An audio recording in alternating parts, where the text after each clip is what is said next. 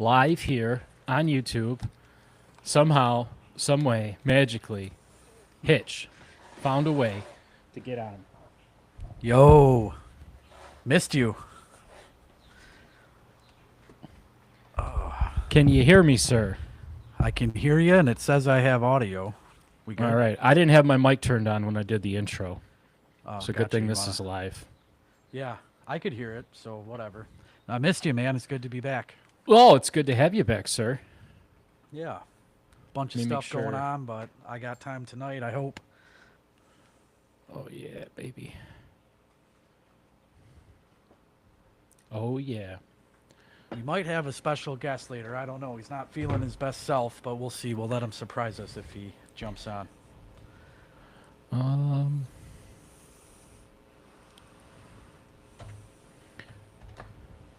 trying to get. Let's see. You know, I had this all set up perfectly. Somehow I messed it up. No, I messed it up because I didn't turn my mic on. I can't believe I did that. Oh, shit happens.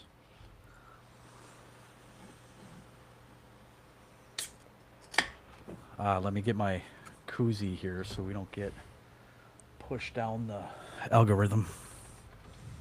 Yeah, speaking of that, I want to thank everybody because last couple episodes, man, we've gotten a couple hundred. I don't know why it's not letting me send it to Herman. Oh, Hermdale's coming on? I was trying to get him to come on, but now it's not letting me send me the invite. No, it's been a phenomenal past couple weeks, I'd like to say, just with everybody getting on and showing some love and watching the episodes. And You've been holding down the fort great, dude. You've been doing a better job than I could have, and I haven't had any time in my life to do much of anything, but I watch most of the content, at least a little bit of each thing that you put out, and Bobby did a real nice job, man. I had no doubt that he would. He's real outgoing and Didn't a he? funny guy, but yeah, he did great. he did a phenomenal job. Yeah. Hey, look at this. The Doc's checking in, but he's got family over, so he's going to have to catch the Yo. replay. It's okay, Doc. This is a fan forum, first time, one of many live episodes impromptu that we just wanted to do. So really, now that I got all my technical shit set up, what I wanted to do is talk about. We lost some big people out there in the entertainment world this week.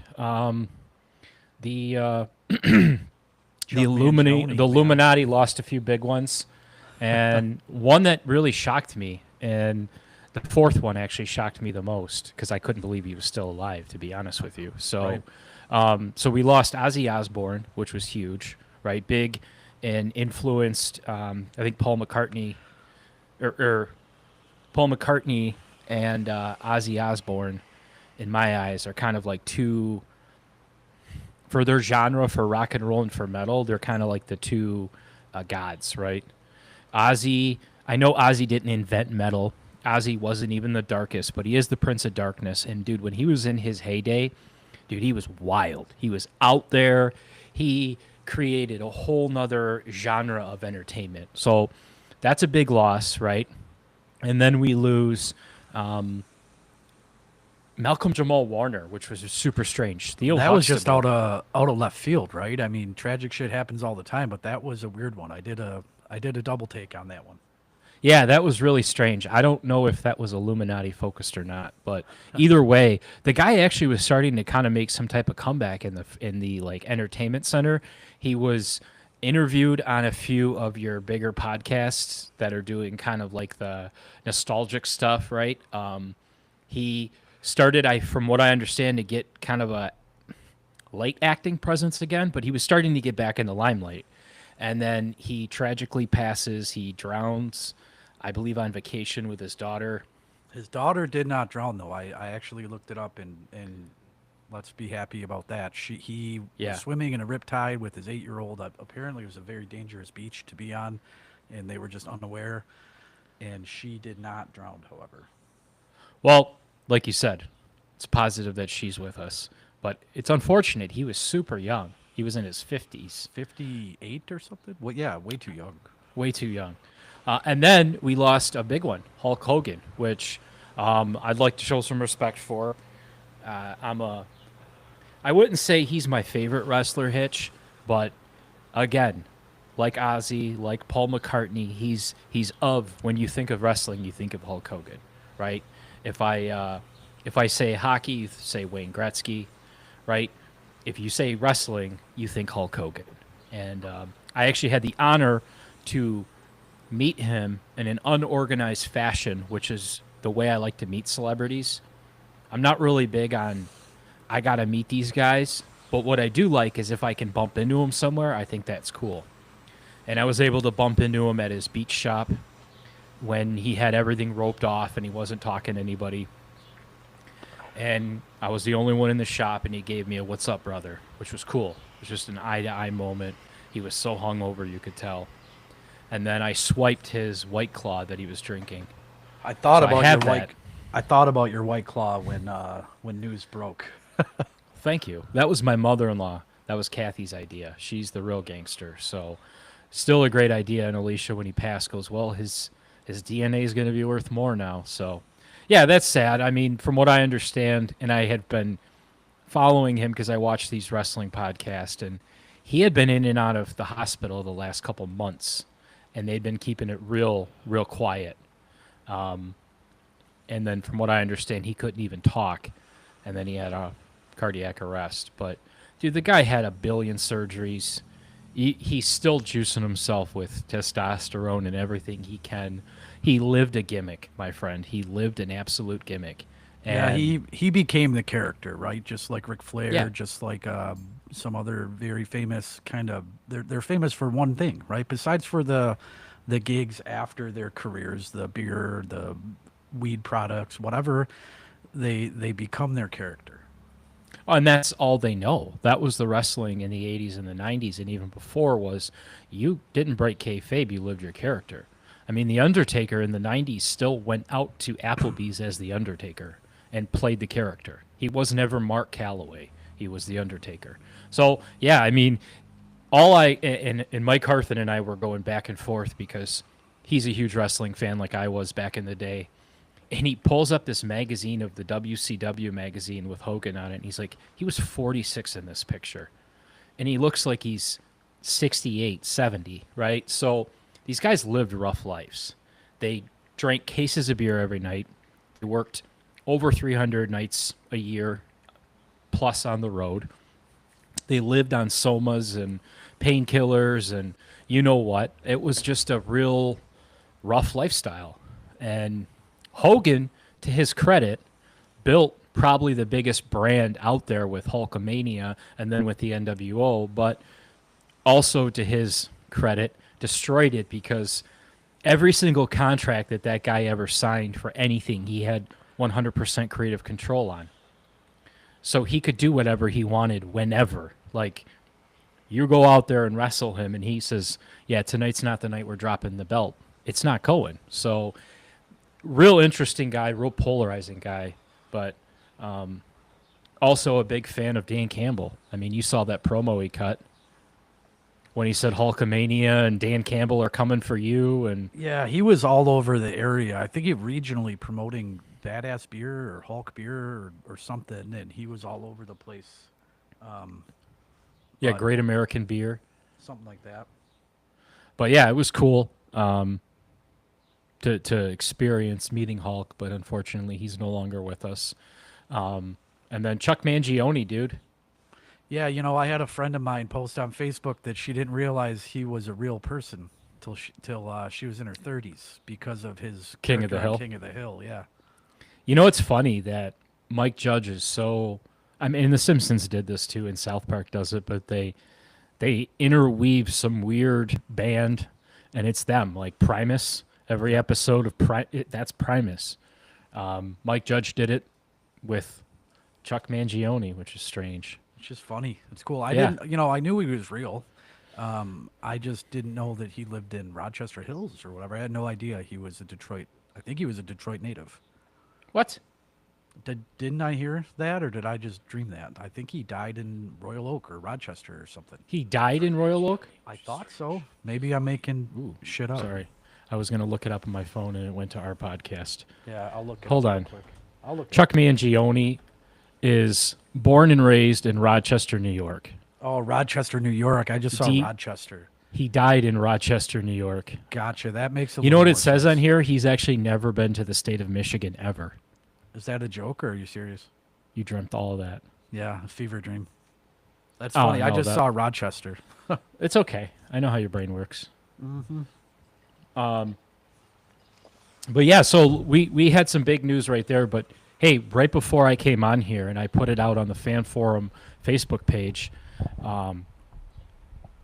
Matt Judon, a name I didn't even think about. Right, last week I went through the blah list of free agents that are still available.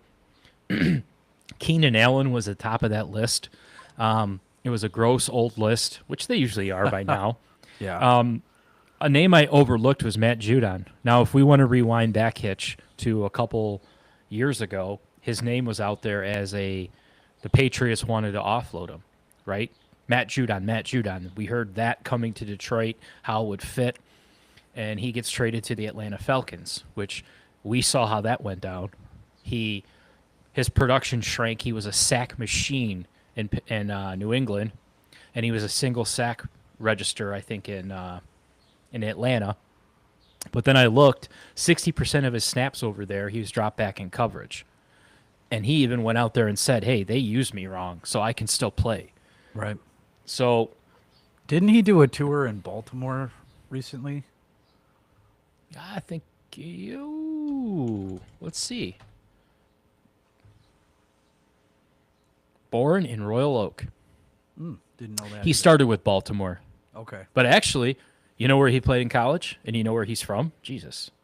He's Where his high Michigan? school was? I don't know. He played college. Yeah, he at Grand Valley State, linebacker. Yeah, Wow. high school, West Bloomfield, Michigan, but originally from Baton Rouge, Louisiana. You know, I used to wonder if anyone I knew or if I ever played against any of these guys, but I forget how old we are. He was probably in grade school when we were all playing sports. I mean, he was 32, so yeah, he was born in '92. Yeah, that's weird. You were doing your first. You got your tenure in '92. 10 years of sitting on the couch watching Hell TV. yeah. Playing, yeah, eating Cheerios, saying, Mom, more cartoons. Meatloaf. But yeah, so Matt Judon is a realistic option out there. A name that I would give the 2 thumbs up on the signing. It would come cheap, right? So Atlanta gives all that draft capital up to New England. From what I looked on, New England did well with it. And Atlanta continues to be a team in my eyes that I really like them. They're like Washington. I really like everything about the Falcons, except they just don't have a good head coach. And their GM have you is been an evil watching genius. the quarterback show? Get a little insight into Atlanta. Have you seen any more of that since last time I was on? You know what? I haven't followed up on it. And I'm glad you're on here because I'm assuming you did. I watched a couple more. I haven't, binged it. I still have quite a bit to go, but it's interesting to see, we talk some shit about Kirk Cousins because we're kind of obligated to, but it's interesting to see his prep and how serious he takes the game. And I don't think it's just because the cameras were there. And it's neat. It's neat to get this insight into what It's Detroit. neat. You have been watching Kirk Cousins. Yeah, yeah. Well, no, and I'm sure it is. And I'll be honest with you. I have a really hard time watching stuff from last season. For me, it just seems like last season's over. If anything, I would have loved to see quarterbacks in the off season. Yeah. You know what I mean? Like Yeah. week to week, where the episode gets shot on Netflix. I know they have the ability to do it, and then chop it up and put it out. I'd rather see that because to me, it's really hard for me to get back into the mindset of last season and watch it. And I'm not discrediting it. I'm sure it's a great show, but that's why I feel like I'm so hesitant to watch quarterbacks I'm in a just lot sup- of these shows. I'm surprised in general that they allow the cameras there during season. That's been the thing on Hard Knocks for so long is it's a distraction. That's why they do it, in the preseason and at camp. I'll watch anything about football. I've watched some dumbass movies. I watch ESPN Classic, and I think it's cool. It just gives you insight similar to Hard Knocks, but it's interesting.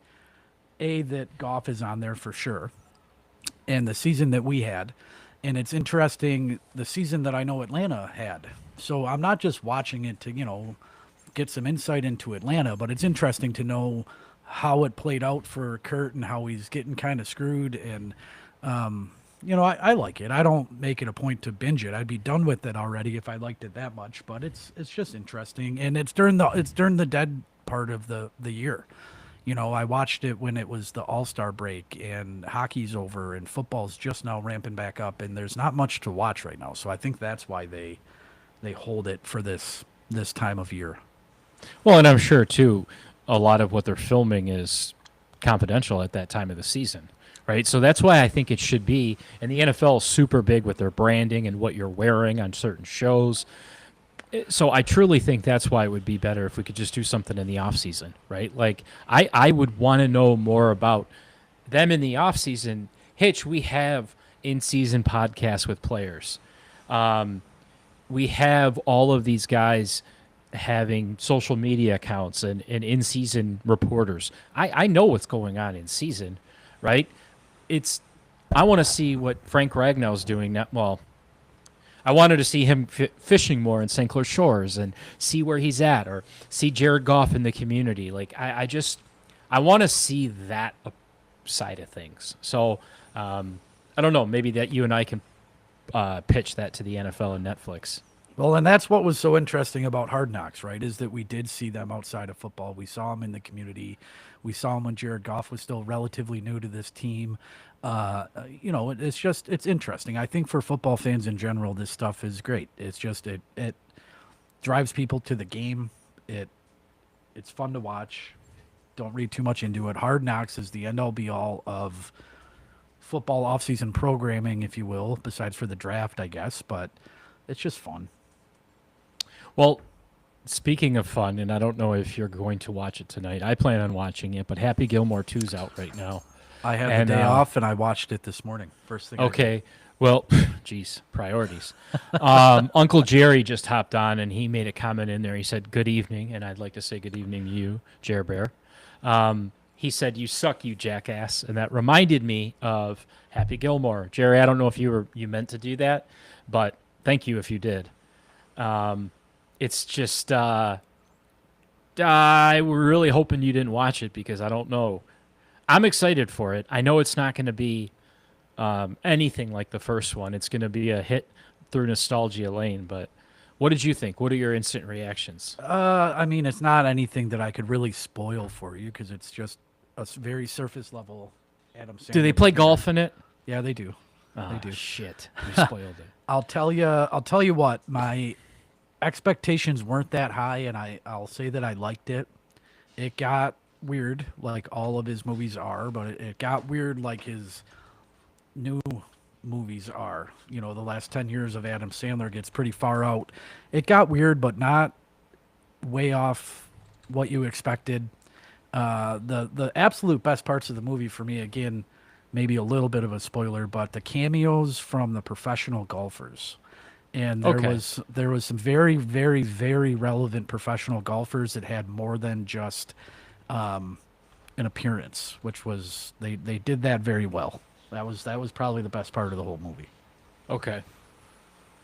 Hey, look who's on. We got some other people on here too. While you just gave me your spoiler alerts. I see I'm assuming that's the do. Hitch, I want you one day to sit down with this gentleman and battle the wits out, right? He has turned into my new arch enemy on the podcast, digital arch enemy. I need you to back me up. He bullied the shit out of me while you were gone. Uh-oh. And we have a John that says, hey, brothers. Is that your brother, John? It's got to be with the Hulk reference. Okay, perfect. I'm not sure because it doesn't tell me all their usernames. Is it a Jon? It is a Jon. Got to be. All right. Well, what's up, Johnson? Thank you so much for doing everything I asked your brother to do, to like, to subscribe, to promote the podcast. You're the first one to comment on everything.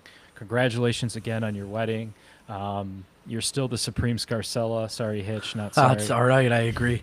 I still think your hair trend is going to take off. Um, but yeah, and not to get back and beat a dead horse, Hitch, but this podcast is starting to really blossom. And I had my lovely wife, Alicia, share it on her Facebook account, which she gets a lot of trending love on with all her awesome family pictures. And the episode I put out with Bob hit like 70. Dude, the last episode, it hit over 200. Then the next little teaser I put out was over 200.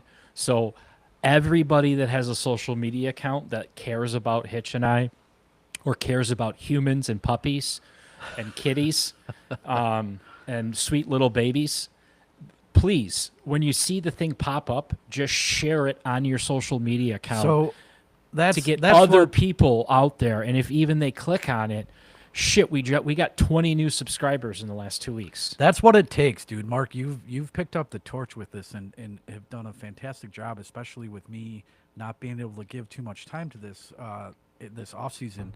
But when I was doing it and doing it by myself, the biggest episodes we had, I think our content was quality, but the biggest episodes was when a couple new people shared it, and you just reach a new level of viewers. If you do. If 10 people click on it, 2 people watch it all the way through, and 3 or 4 people subscribe, that's huge right now.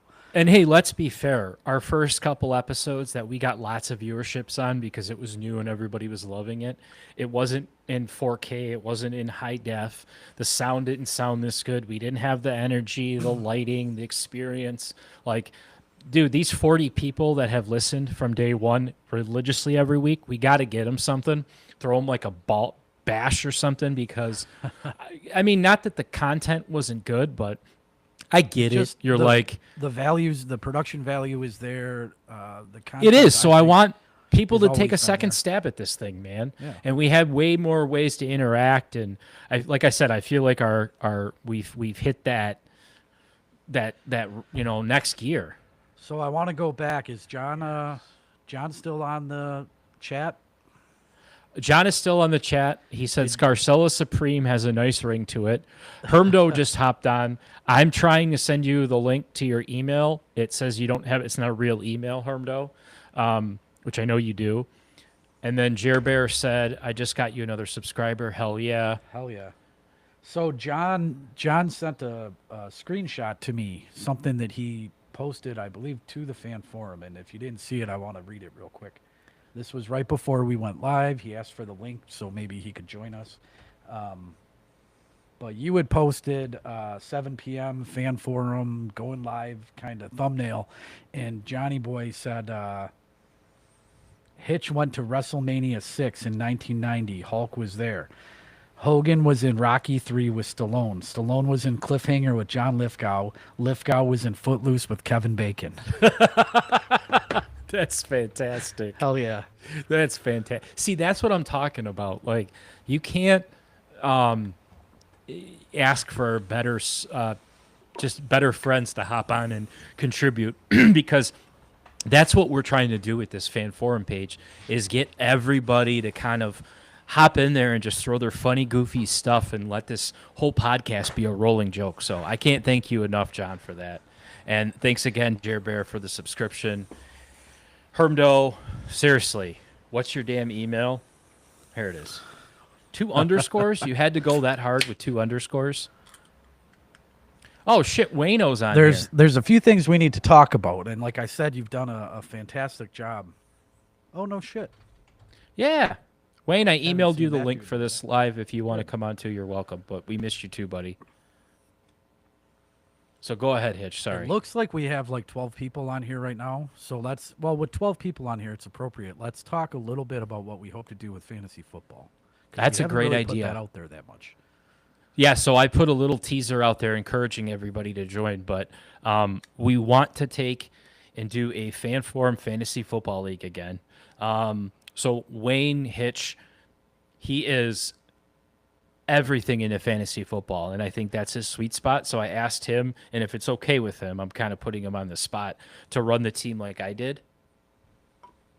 And I think we could do the episode where he kind of owns that fantasy portion of it, because guys, what I'd like to do is get some fans who listen to us all the time to put a team together, right? Put your own teams together. You can have a fan forum team.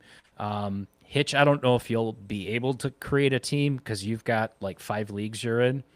But I want to get people on here weekly that are on the league to start talking trash. So, I don't know. You let me know, Hitch. Did I miss anything? Yeah, so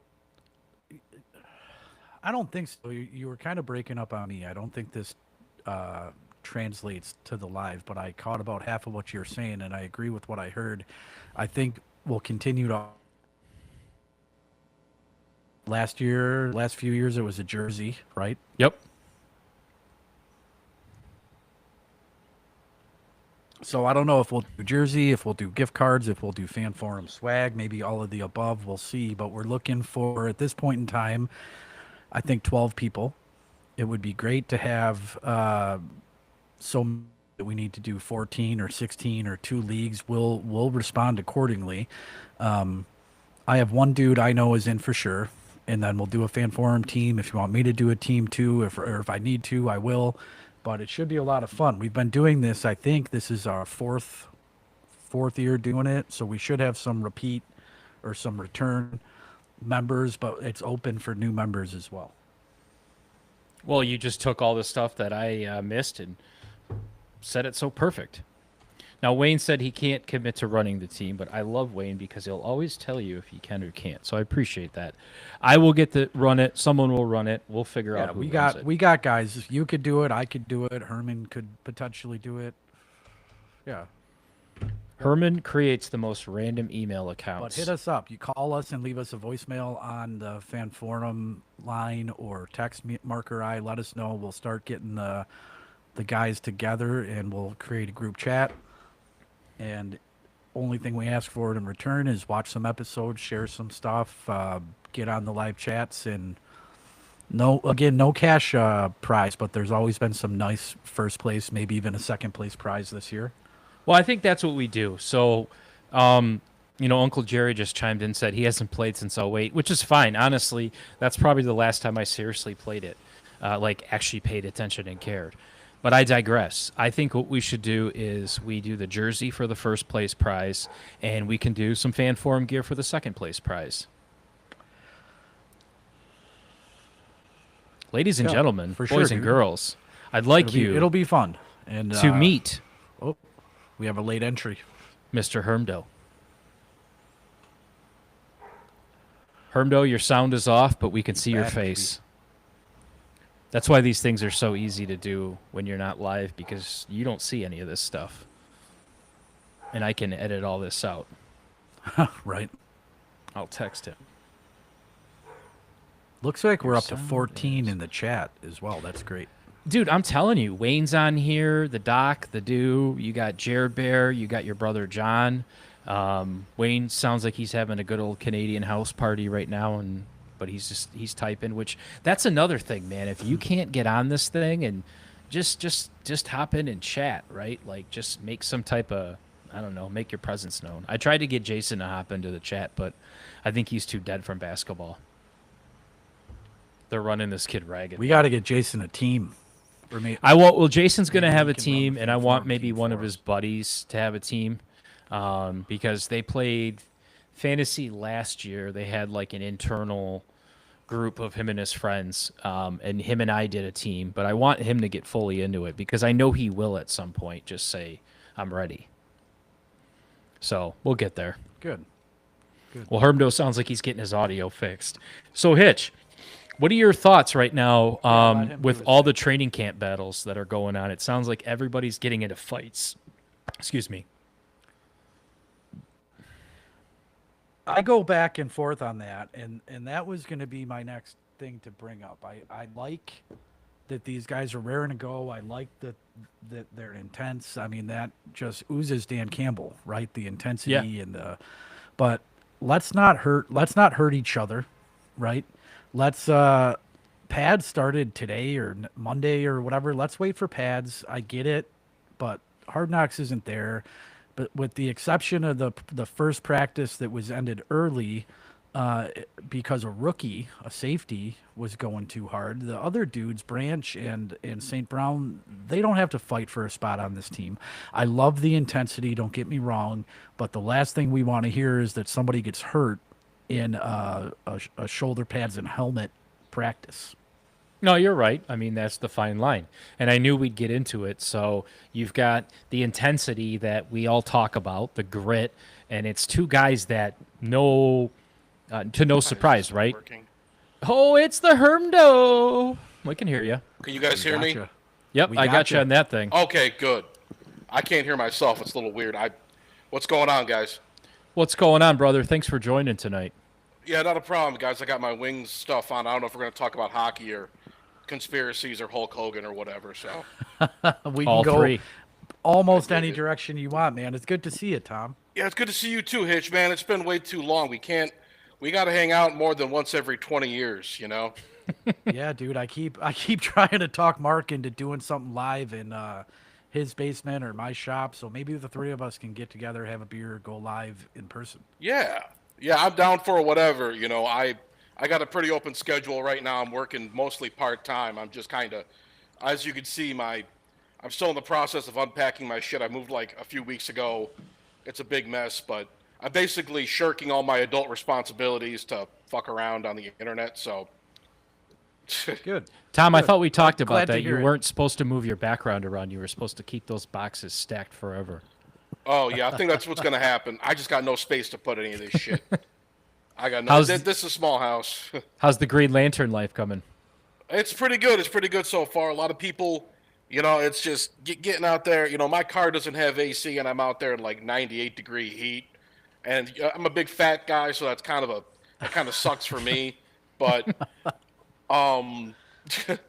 but that pizza smells so good. You know, usually I'm so hungry, and then like I'm smelling like a barbecue chicken pizza in my back seat, and I'm just like, God, I wonder if I could just go back there and pick a couple pieces off of it or something, and no one will notice. But yeah, a lot of people don't like tipping either, so it's kind of I get cash tips sometimes. I get tipped out every night, so I mean I got cashed out in tips every night, so it's pretty good. I got some walking around money, but yeah, it's not a bad gig for right now. I don't know how long I'm going to be working there. You know, I mean, if my boss is watching, hey, how's it going? I love my job, so. So that's the Tom- thing. Go ahead, Hitch. Oh, go ahead, Mark. What's All right, up? Tom. You came in. We were talking about the reports of this intensity during training camp, and before they even have the pads on. What do you think about these two practices getting ended early? What do you think about these guys trading shots in gym shorts?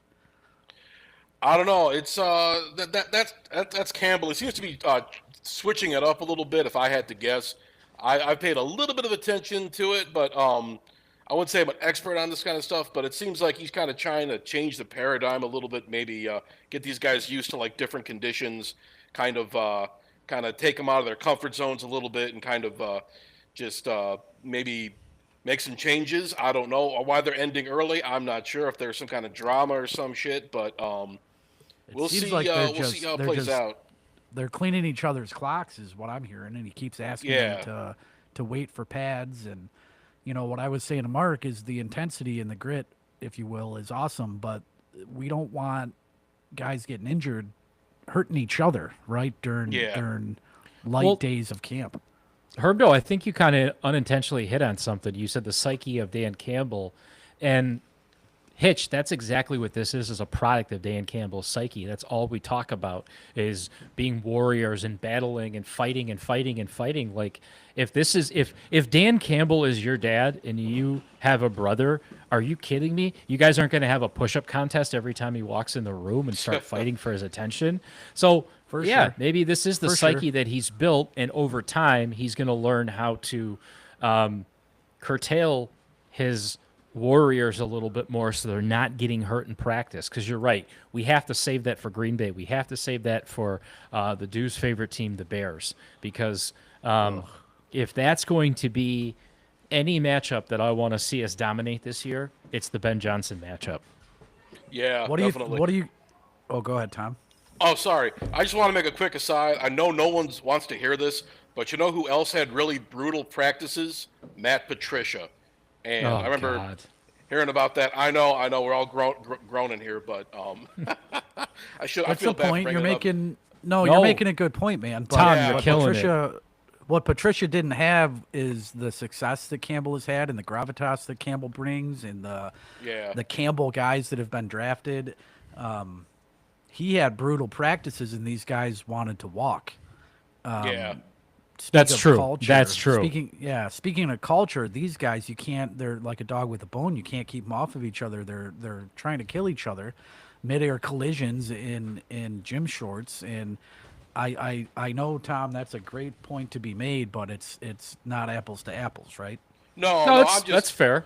That's a fair point, though, because you've got one Mm-hmm. extreme to the next, right? When he came Absolutely. here, we thought that's what he was going to bring, but little did he know he was such a douchebag on the back end that, yeah, you have to be loved to buy into it. So, Yeah, he wanted to be Bill Belichick 2.0. He's just like, I'm from the Patriots. I got a ring with the Patriots. I'm going to bring that here. And it's just like the same thing. All these other guys failed. Romeo Crennel, a bunch of others, just like corpses littering the NFL highway. Oh yeah, But, look at you know, the Josh Daniels merry-go-round. Yeah, right? exactly. Now I think he's back. Is he back? he's with back the as the Patriots? OC. He is. Yeah.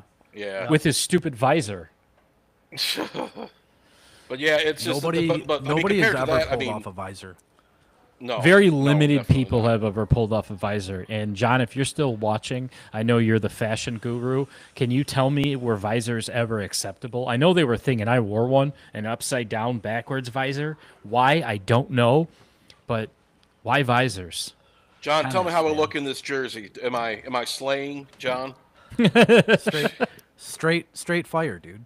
Straight Thank fire. you, thank you. So hey, I Yeah, want to this- throw it back to the chat real quick here because someone did mention any news on the Terrion Arnold leg injury. I have not heard about the Terrion Arnold leg injury. I've had a very busy couple of weeks here. What did I miss? Well, I know he was missing some time, and he was part of the 13 pups, I believe, put on the pup list. I didn't know if it was serious or if that's just he's been working his ass off all off season, and they're just kind of slowing him into training camp. I got an update. Okay, on that. let's hear I the just update. Looked it up. This is from 11 hours ago. This is SB Nation. Lions injury update. Terrion Arnold and Derek Barnes won't miss practice. 2 Lions starters avoid serious injury and will return to practice on Friday. So I think we're good in that regard. So That's positive. Okay, well, Yeah, definitely. I know the dew was trying to get us going on some negativity. You So, struck out, did- buddy. They're healthy. fucker. Did you guys hear about what came out of camp yesterday with Mahogany looking like the fucking man, like locked in, and put Barnes on his ass? You know, I heard a little bit about that, and I didn't want to sound like too much of a ha ha ha, we're going to be okay, but and go back to that whole we'll have the best, youngest offensive line. But Hitch, I think, isn't this think we're what we gonna be expected? okay. Isn't We're this gonna the be okay? right? We're going to be okay. I think so. I mean, you look at who we at least have penciled in, and it's a good mix of high ceiling rookies who have had a little bit of film to prove themselves, a little bit of time to put film down. That's and the then word right veterans. there. A little bit of time. Yeah, they're not coming in blind. They're not coming in besides for the Motor City Mullet, right? But you got a good blend of young guys with high ceilings and established veterans across the line. I think we're going to be all right. The Motor City Mullet, I think, is going to be everyone's favorite story to tell this year. That's going to be a jersey that you might end up picking up yourself. I know you're still on the I'm not buying a jersey kick, but that might be the guy that you do, Hitch. Yeah, If there's Bob's- ever an offensive lineman for you to get behind, it's him. Bob is buying one. Bob has a collection of Detroit Center jerseys dating back before Dominic Riola. I think he has a Mike Does he Compton really? jersey. Yeah. So Every he time wasn't kidding when he said, I'm not going to be able to wear my Ragnow jersey. No, he'll put it on. I have a his Joey wall Harrington with, jersey. with the rest of them. If you got a Joey Ball game, please wear it next time you're on. Oh, That's I wish impressive. I did. A collection of center jerseys? Oh yeah, every Yeah. time we get a new starter, he puts the old one on the wall. He has a Dominic Riola autographed jersey from a game that he was at in Cleveland, and I mean, he can come on one day and tell the whole story. But him and his brother in Cleveland, sitting corner of the end zone, first or second row, cheered for them so hard to go for it on a fourth down that they believe that they swayed the play calling. Detroit went and got a fourth down conversion, and Riola pointed right up to him, and then after the game ran to him, signed his jersey, thanked him for coming. I can see why you and Bob are such close friends. I love it. Jeez. That just sounds like a Hitch story. It's a. I'll have him send you the picture of the autographed jersey. Dude, have Bob make a video. Bob, if you're watching, make a cool video of your collection of jerseys. I would love to see that. I think that's the most passionate, obscure thing I've ever heard. All centers. I was just about to text him to say send me a little video, but he's driving up north right now. He's going tubing. Makes me want to get you all the jerseys of all the kick returners for the Lions or something obscure like that. But no, How many Eddie Drummond jerseys you think are still out there? I personally would love one because that was my baseball number. So I'm like, man, I love Eddie. 18, I think? yeah. Yeah. And I'm like, let me get an Eddie Drummond jersey. So if there is one out there, guys, I'll pay money for it. I'm sure at some Save-A-Lot or that would actually be Dude, an interesting thing if we go to all these Goodwills and look for old obscure Lion jerseys.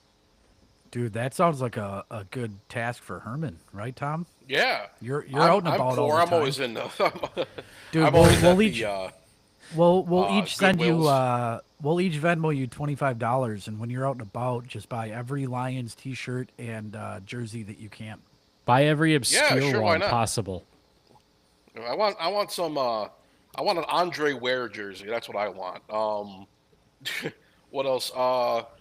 Yeah, that'd be interesting. I mean, I don't know. I mean, I got this old Wings jersey. I had a Calvin Johnson shirt, like back in the day, back when he was still in his prime and stuff like that. And He was always in his prime, man. always in his prime, But I think he's going to I be remember- at Cloud Dispensary tomorrow signing autographs, is what I was told. road Go trip. get one. Yeah, sure. What the hell? Why not? But You guys, yeah, you guys I had a remember? lot of. Oh, I'm sorry, Tom. I No, have go a ahead, history go of ahead. interrupted. I have a long history of interrupting people on this podcast. Actually, Go I'll ahead, tell you bud. what. So, to Hitch's point, there is a button on here that I do this. Oh, shit. You're gonna mute me. Hold up. So I have the Nate Dogg sound for every time Hitch goes a little too off wild or starts interrupting. But continue. Sorry. Go ahead, Herman. Oh yeah, I'm just saying. I've owned so much I've owned so much Lions gear. I have this old sweater.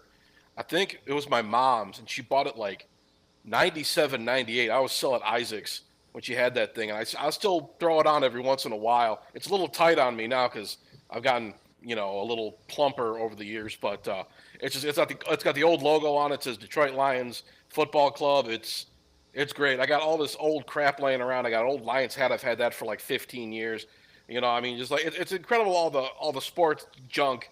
You accrue over the years, and it's just like I remember I bought this cool Lions jersey. I should have worn it, but it's like all this stuff. I mean, people look at you side-eyed for so long, just like, why are you spending money on Lions gear, man? I'm just like, they're my team. I got to support them. I mean, there's Well, and something you about couldn't having, get Lions gear. I mean, good Lions gear. You would Yeah. get corny shirts or, It like you was said, the- some the hand-me-down Kmart- stuff. The Kmart Yeah. Harrington, the Kmart Javad Best, the Kmart, Yeah. Nobody could sell jerseys, and I didn't blame them for stocking them. Or it was a Stafford jersey or a Calvin jersey, and that's really all you had. Raiola, I don't blame him. He was a captain forever. He was a madman. He was a dog. And when they did Yeah. the top Lions of the 2000s, he was number 4, right, of the Mount Rushmore because he was that important. We had a kicker and a center and a corner and a wide receiver. That was it. Yeah, And sorry. the kicker. defensive Don't tackle. forget about the kicker. That's why I said a kicker. Oh, But- did you? But yeah, so like you said, the gear was obscure. It was weird. I do have some pretty old school Lions stuff too that I think is 80s, early 90s. But I also did get to play at the old Silverdome, so I want to pull those pictures up and That's put those pretty on cool. here. Was that the 0-16 year? Did they call you up to punt? No, this was many years before that. This was probably we were in elementary school, Hitch. I don't even know if we were in middle school yet. Yeah, elementary school. And they had this thing called, the NFL did this thing in the summer called play football, and it was designed to get kids to go outside and play football. Just like the Play 60 that they do now. Exactly. So my lovely grandmother, Charlotte, rest her soul, she would go to Myers and she would take the little books. She would fill my name in Fill every you out. single one of them, dump them Yeah. all in, just like the Channel 7 thing. I won it was a whole day at the Silverdome, and we got the tour of the Silverdome, meet a bunch of the players, get our stuff, all of our gear signed, and then we got to run routes, and they threw passes to us on the field, and it was cool. It was like an all-day event. I'll never forget it.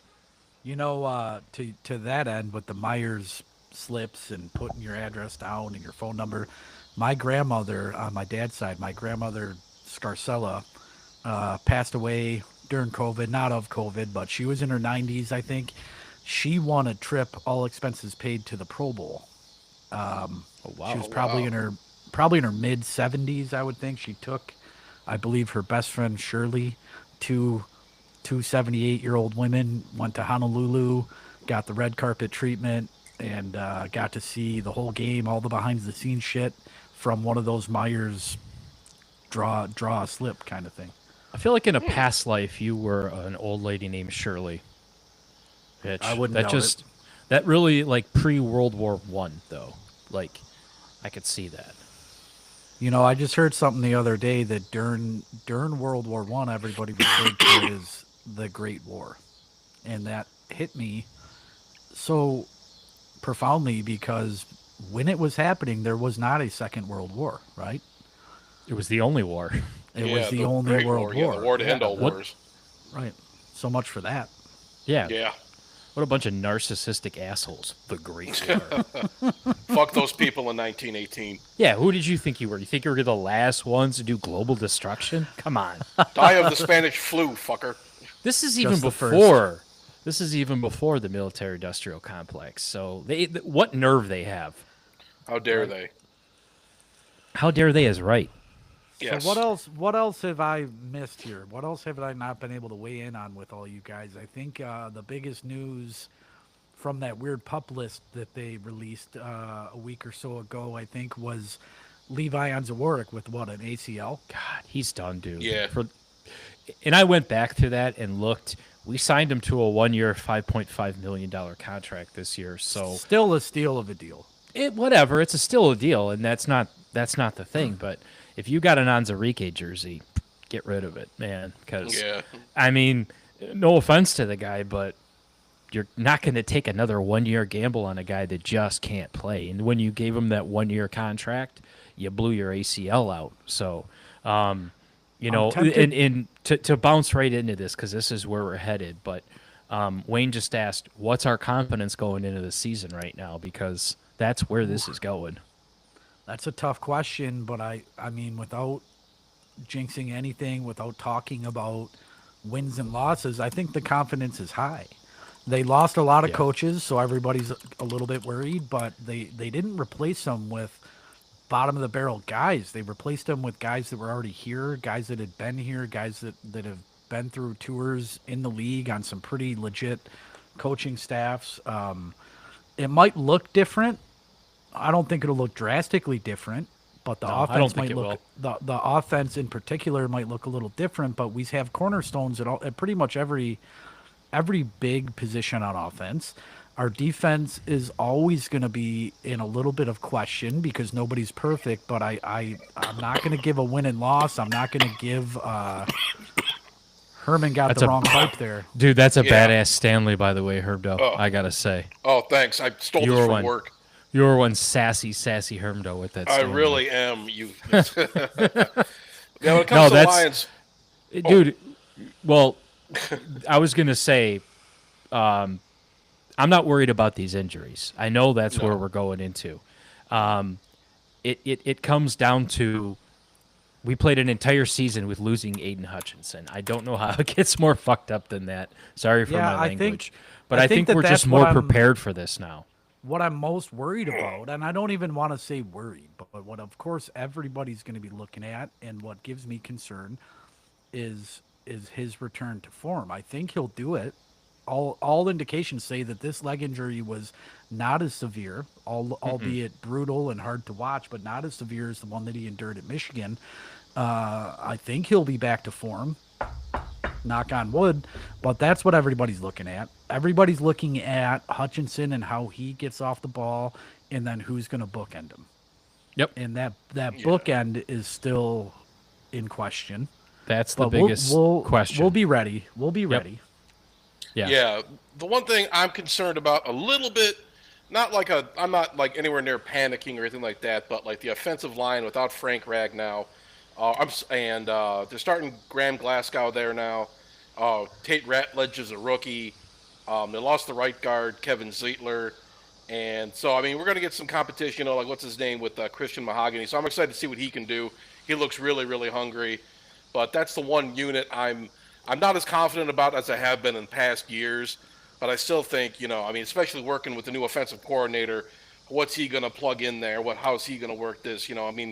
I'm sure, Goff's a guy, he can, he's not a great scrambler, but, it's one of those things I'm maybe a little bit like, but I don't know. But I'm cautiously optimistic, I'll say that. Maybe I'm a little paranoid here and there, but, I just I read some negative stories and stuff, and I get a little like, oh, but That's we'll your see, PTSD kicking in. That's all that is. Yeah. Exactly. definitely. Exactly. That's all that is. I was just gonna say that it's hard to shake it, but I think everybody that is an actual Lions fan, they're looking at both sides of the line, and it could be so much worse, dude. Think about what we rolled out for years and years and years. We always had like one cornerstone or one plug and play, one true starter for the most part. And if it wasn't Sean Rogers, and if it wasn't Ndamukong Suh, and for God's sakes, it was Jeff Backus for how long? But we're all looking at both sides of the offensive and defensive line, both sides of the ball,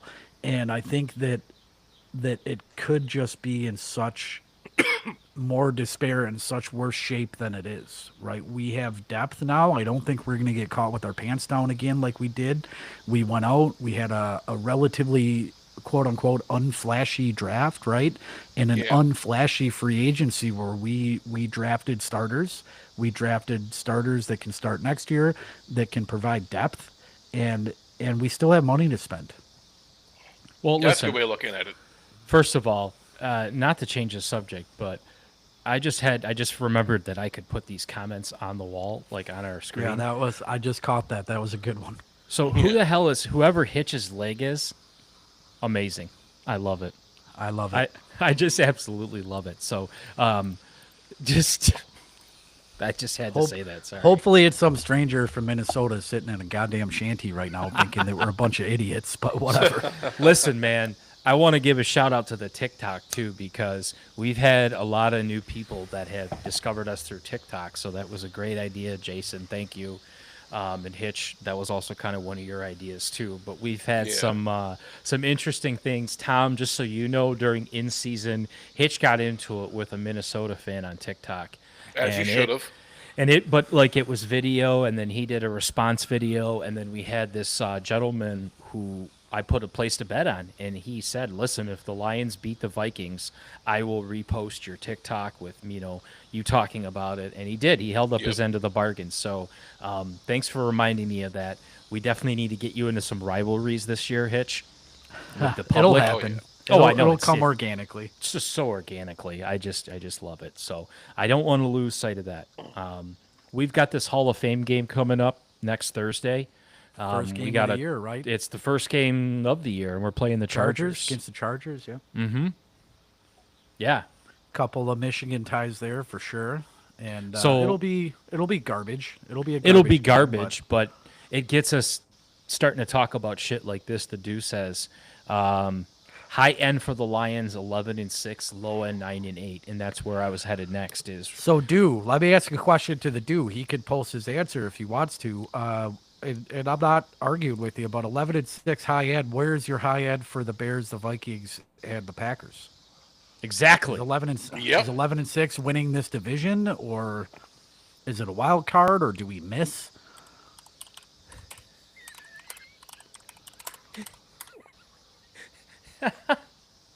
What am I missing?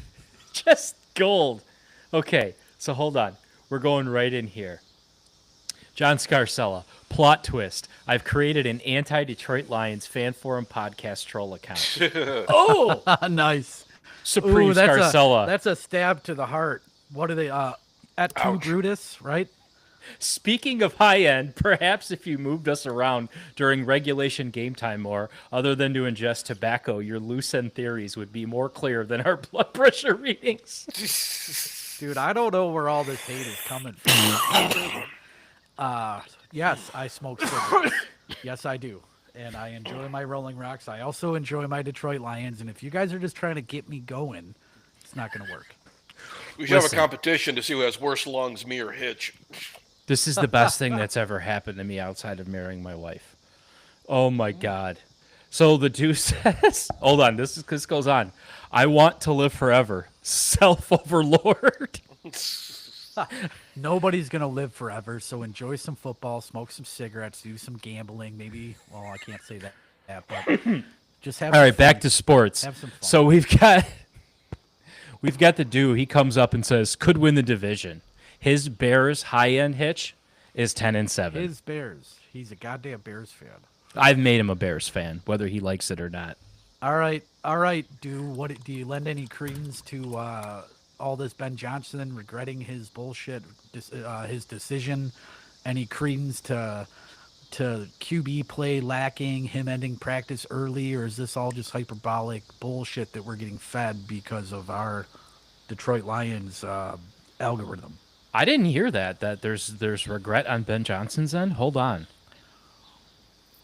What? I don't know if it's hyperbolic or not. I don't know if it's clickbait. I don't fucking click on it. I read the I got this headlines 'cause I don't one give a shit about article the here. Bears. It's interesting.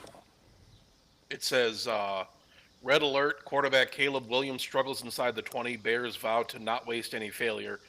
Williams continues to struggle in the Bears' third training camp practice, particularly during red zone drills.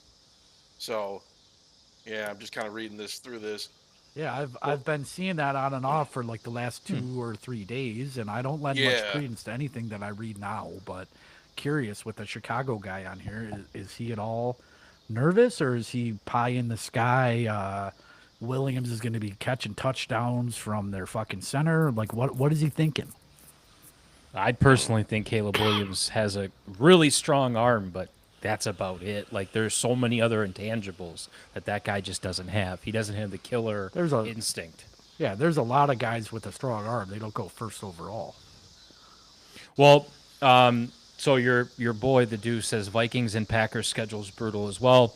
Packers are 11-6. Vikings 9-8 at best. He also highlighted he is not a Bears fan. I did make that up.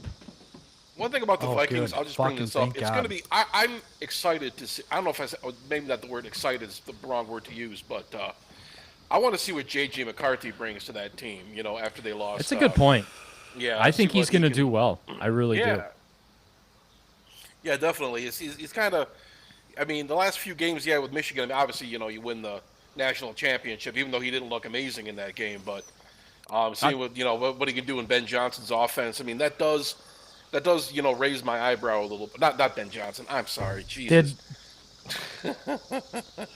I don't know. What I'm talking that's a about. good point. Like McCarthy- we've got quarterbacks in our division right now, guys, where it could go like Jared Goff is sound as it can be, right? We love Jared Goff. We can put him as a sound quarterback, right? There's question marks all over Caleb Williams. He had a lot of unlimited talent in USC. He seemed to be very I don't want to say babied, but babied through college, put right into the NFL. He was deemed the number one pick from day one. I'm not seeing that in him. You've got J.J. McCarthy, who has already an injury history, which in the NFL, that we know how that goes. But he has a Super Bowl caliber roster in the Vikings. And then you've got Jordan Love with the Packers, which I said it last week, and I'll say it again. Like, I just feel like he's never going to be that elite, scary quarterback when we see him, like we saw with Favre and we saw with Aaron Rodgers. Well, But he's always going to be a tormented. thorn in our side. He's always going to be this roller coaster of a solid, a little bit above average quarterback, just enough to piss us off. Yeah. Tormented for what 30 years of elite Pro Bowl, Hall of Fame level Yeah. quarterback play out of Green Bay for sure.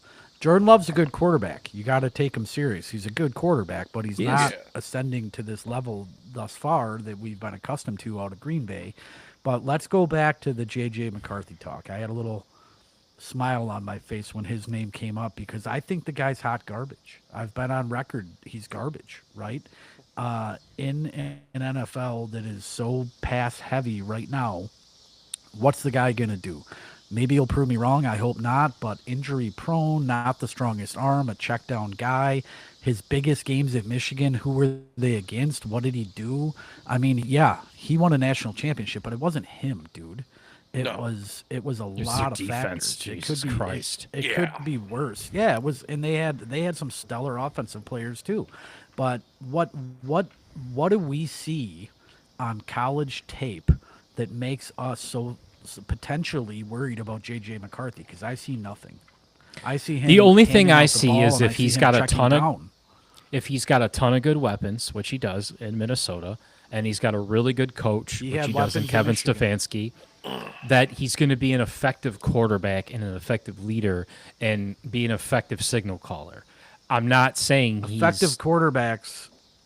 Effective is good. Effective wins you games. Effective doesn't win you playoff games. You're right. Effective is something that the Lions know how to handle. Look at all the effective quarterbacks that we blew the fuck out last year. And I'm not trying to be cocky. I'm just calling an apple.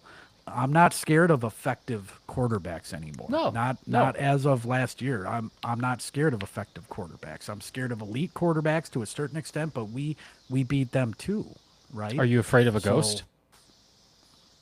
No, I ain't afraid of no ghosts. That's what I want to check. Okay, just making sure. Well, I think we all agree, All man. right, boys. Like, Keep talking about this. Keep talking. I gotta pee, but I'll be talks right among yourself. So, Yeah, just- this is usually where I mute Hitch or I block his screen because he pees still on screen. But I'm going to let him do this thing. If he wants to Okay. expose himself to YouTube live hermdo, this is on him. I got nothing. I'm good. I don't need to see that ritual. I Was that don't like need a to see urinal that in his- ritual. Does See he have how a urinal old? in his garage or something? I think he just pees in a cup, or he pees in a bucket, or he pees out the door. But I wouldn't Was say he it's having so much of a enlarged urinal. prostate? Well, I think we can throw that to the chat and ask Hitch's leg about it. But yeah, if you notice, there's an option for him to turn his screen off and just mute it. He just turns the whole thing. So very boomer-esque. It's okay. Very, I've learned to very. work with him. That's okay. So no, but it's hey, thanks for hopping on, man. I really appreciate Yeah, I you doing appreciate it. this Sorry live about the stuff. technical difficulties. My equipment just works when it wants to work. I mean, Oh, it's okay. at least I got my headphones going, so I mean that's one thing. These Logitechs, baby. They're always reliable. So Listen, these are the first of many lives that we're going to do. Yeah. So I sent Hitch a PDF and I'll send it to you. But just so for like anybody that's watching, we're always going to put our episode out, our like weekly hour episode on Tuesdays at 6 a.m. on Spotify and 6 p.m. on YouTube. But Okay. what I want to do is more like kind of also impromptu lives. So on like a Friday night, a Thursday night, there's a Thursday night football game going on. Yeah. Just start doing these roundtables and get these guys on and have our friends pop in the chat and maybe someone. I love this spam account. This is amazing. yeah, absolutely. But create a little Some fan drama. forum chaos, right? So because we're Absolutely. gonna just do this a lot more than once a week now, and I'm That looking sounds forward good to it. me, man. I mean, I got my evenings free for the most part, so I mean, just believe me, I ain't got shit going on right now. So it's just like, I mean, I'm working still, but it's just like a part-time gig. I'm just kind of just shuffling through, but I got some free time lately, and I love talking sports, or I love sitting silently while two other guys talk about sports, and I just kind of like stare around into space. That's fun for me too. But I appreciate you guys inviting me on. I mean, it's always good to talk to you guys. Well, you bring it's another element too. Yeah. You bring. Sorry, these comments are hilarious. Keep them coming, Oh, boy. guys. You bring a whole nother put element 'em of up there. hockey too. I'm going to. I'm going to go right back Put- to him. Let me finish. yeah. Trust me. Yeah. So what I was going to say is, Tom, you Let bring a me nice finish, element for trust me, hockey, Yeah. and I really like the that approach because Hitch is a hockey fan. I'm trying to get back into it, but Yeah. that's something that we're going to need to just to get into more. Okay, so Hitch. So as you left, I'm going to put this first comment up of your leg. Speaking of numbers, how about our systolic and I don't even know how- diastolic, you old son of Yeah. a bitch? Is that I haven't referring talked to the blood bladder pressure? lately, Top, but top and bottom blood pressure. I'm assuming. I haven't talked to the bladder lately, but he probably hates that stuff. It's not great. I take a little pill every day, but I'd rather be your you do what leg. you got to do. Hermdo, come save me. I'm on my way, man. Don't worry. Don't worry. Your brother I'll free you put from Hitch. All right. 12 rolling rocks in 12 minutes will do that to a man of certain age about your bladder. Hitch's leg, I got to pee on me. I got pee on me. That's what the hand sanitizer is for, dude. You got to do what you got to do. We're live. We're live right now. We can't We're take a live. little potty break. We're Fuck it, live. we'll do it live. And then You dude, store you all your said I pee love on. talking sports. Thanks, dude. Thanks to But everybody that's I'm hopped not on. not running a marathon here. I'm not about to piss myself in the shop here just for continuity. So You store your Hermdo pee in asked. Mason jars like Howard Hughes. No, I haven't went full Howard yet. So Hermdo asked, "What do you have? What do you have set up in there? Is that like a urinal, or are you out the door, or is this like an old bucket you just dump out?" No, I have a urinal in the shop. It's a fully functional shop. We have a urinal. We have a fridge. We have a sleeping area. Dartboard. Sleeping area? TV. Nice, nice. Oh yeah. Yeah, Are you you have s- to sleep a full night out here, but we're equipped. I was gonna say, what are you waiting for? So hold on. So this is more of just like a tree fort on the ground. Is it a real urinal? Yes. Well, no, it's not a porcelain urinal. See, We I knew that purchased was- one of those for my dad back in the day. His shop is equipped with a porcelain urinal. What I have is a makeshift urinal. It resembles a urinal. It goes to the outside. Okay. It's very So you don't have to expose effective, yourself. very efficient. No, only if I Good. choose to. We should Okay. make a podcast where we're just talking about different places we pissed throughout our lives. I think that would be good. Just we'll call it the P cast. I think That's on, dude. We could. I got days of stories for that. days of stories. All Here's a sorts good Now you got idea. me thinking. Your brother said, "I'll be glad to join and talk about my fantasy RuPaul Drag Race draft sometime." Seriously, like if fun. you got an idea for that, Dude. I love that. That's fucking Sure. awesome. The Is that fan real? forum accepts the fan forum accepts all creeds, all denominations, all colors, all we're very open. We're non-biased. want that. And I would love to explore that with him. Whatever that is, John, however you set that up, I want a team. I want in, and we'll We should run all it. dress in drag. I think that'd be good. Sounds good to me. Let's do it. more. We'll do it live on YouTube. I will run with that. That's exactly I'll get what I some want this rouge thing to going. be. I'll get a nice dress. You know, it'll look great. Okay, he's a genius. slang. It resembles a urinal. Put that on a T-shirt. Yep, got it. That's going. I'm making a. Speaking of that, Hitch, every shirt that is involved around you, or every koozie or something, people buy. So how are the sales? How are the sales going in our shop? not too bad, man. Somehow Lavati didn't get his hoodie. I think they put it in the wrong mailbox at his condo, and I don't know if he's ever rectified that. Lavati. Yeah, so it's a typical Lavati story, right? Yeah. Okay, so this Well, is a cheers real to everybody thing. that's purchased. He said it's a real thing. People do it on All-Star Drag Race Fantasy every year. All right. Well, Oh, behind the dude, I'm scenes, so if you in. could send me I am some so links to in. this, John, Let's we're do going to it. make this happen. And I know I can get a Tell- bunch of our friends. Join me in telling John to follow the goddamn link and come on here for a minute. We'll do some Kevin Bacon stuff. There you go. The link is out there, sir. I sent it to you. I sent it to John. I sent it to Wayne, Robert. I got one I'm sleeping on to stump him when he actually gets on here. It's Detroit Lions related, and it might be tough, but I'm Really? holding it. I'm holding it. See, I do want to have a John episode where we have him on for at least an hour and interview him, and I want his perspective of growing up with you and all that fun stuff. I don't know if I want that out there on live media. Well, maybe that's when we don't do live, but at least, I Well, mean, come on, whatever. dude. You guys are just the perfect twins. I mean, it's just, we got to do it. We have to do Now, it. now you need to apologize to the 42 sets of twins that we graduated with. There was We did graduate with a lot there of was twins. a lot of twins at Lakeview. I remember because you grew up obviously on my grandparents' street, and she would refer to you guys as the twins. But I'm like, Grandma, there's another set of twins Yeah, on your street. the Weagles lived right down there, didn't they? Yep. Like, yeah, two sets of twins on one street. But yeah, for some reason, you guys were always the twins. That's how she just referenced you as. We're still the twins amongst my family. We were the babies until I started having babies. So now we're not the babies. Yeah, that's anymore, true. but we're still the twins. Maybe we do like a Partridge Family thing, like where all the Scarcellas are on, and they're all individual cubes, and we talk. That we've jokingly and lovingly said before that if we were given a reality show, people would not believe it. They would think it was scripted. We're a neat. I tell a people neat that all the group. time. I tell people that all the time. And Bob and I went down nostalgic lane. I don't know if you listened to that episode about your house and how it was like, it still to me is like this magical castle that we all used to hang out in on The Ursuline. Martin and Ursuline house. Yeah, yeah. Okay, I didn't. That house I didn't was make like, it in. that house was super special. I mean, I grew up obviously with your house on Benjamin too, but as that house on Ursuline, I mean, I feel like once you can start driving as a teenager, Hermdo can once you can Oh, yeah. navigate this town with a car, it's a whole different perspective. Yeah, I failed dude. my driving test twice, so it was a little Really? So did longer I. For me, but Once So did I, Herman. I made an Oh, illegal shit. turn. Yeah. Made I one turned on a goofy red light illegal by turn. mistake.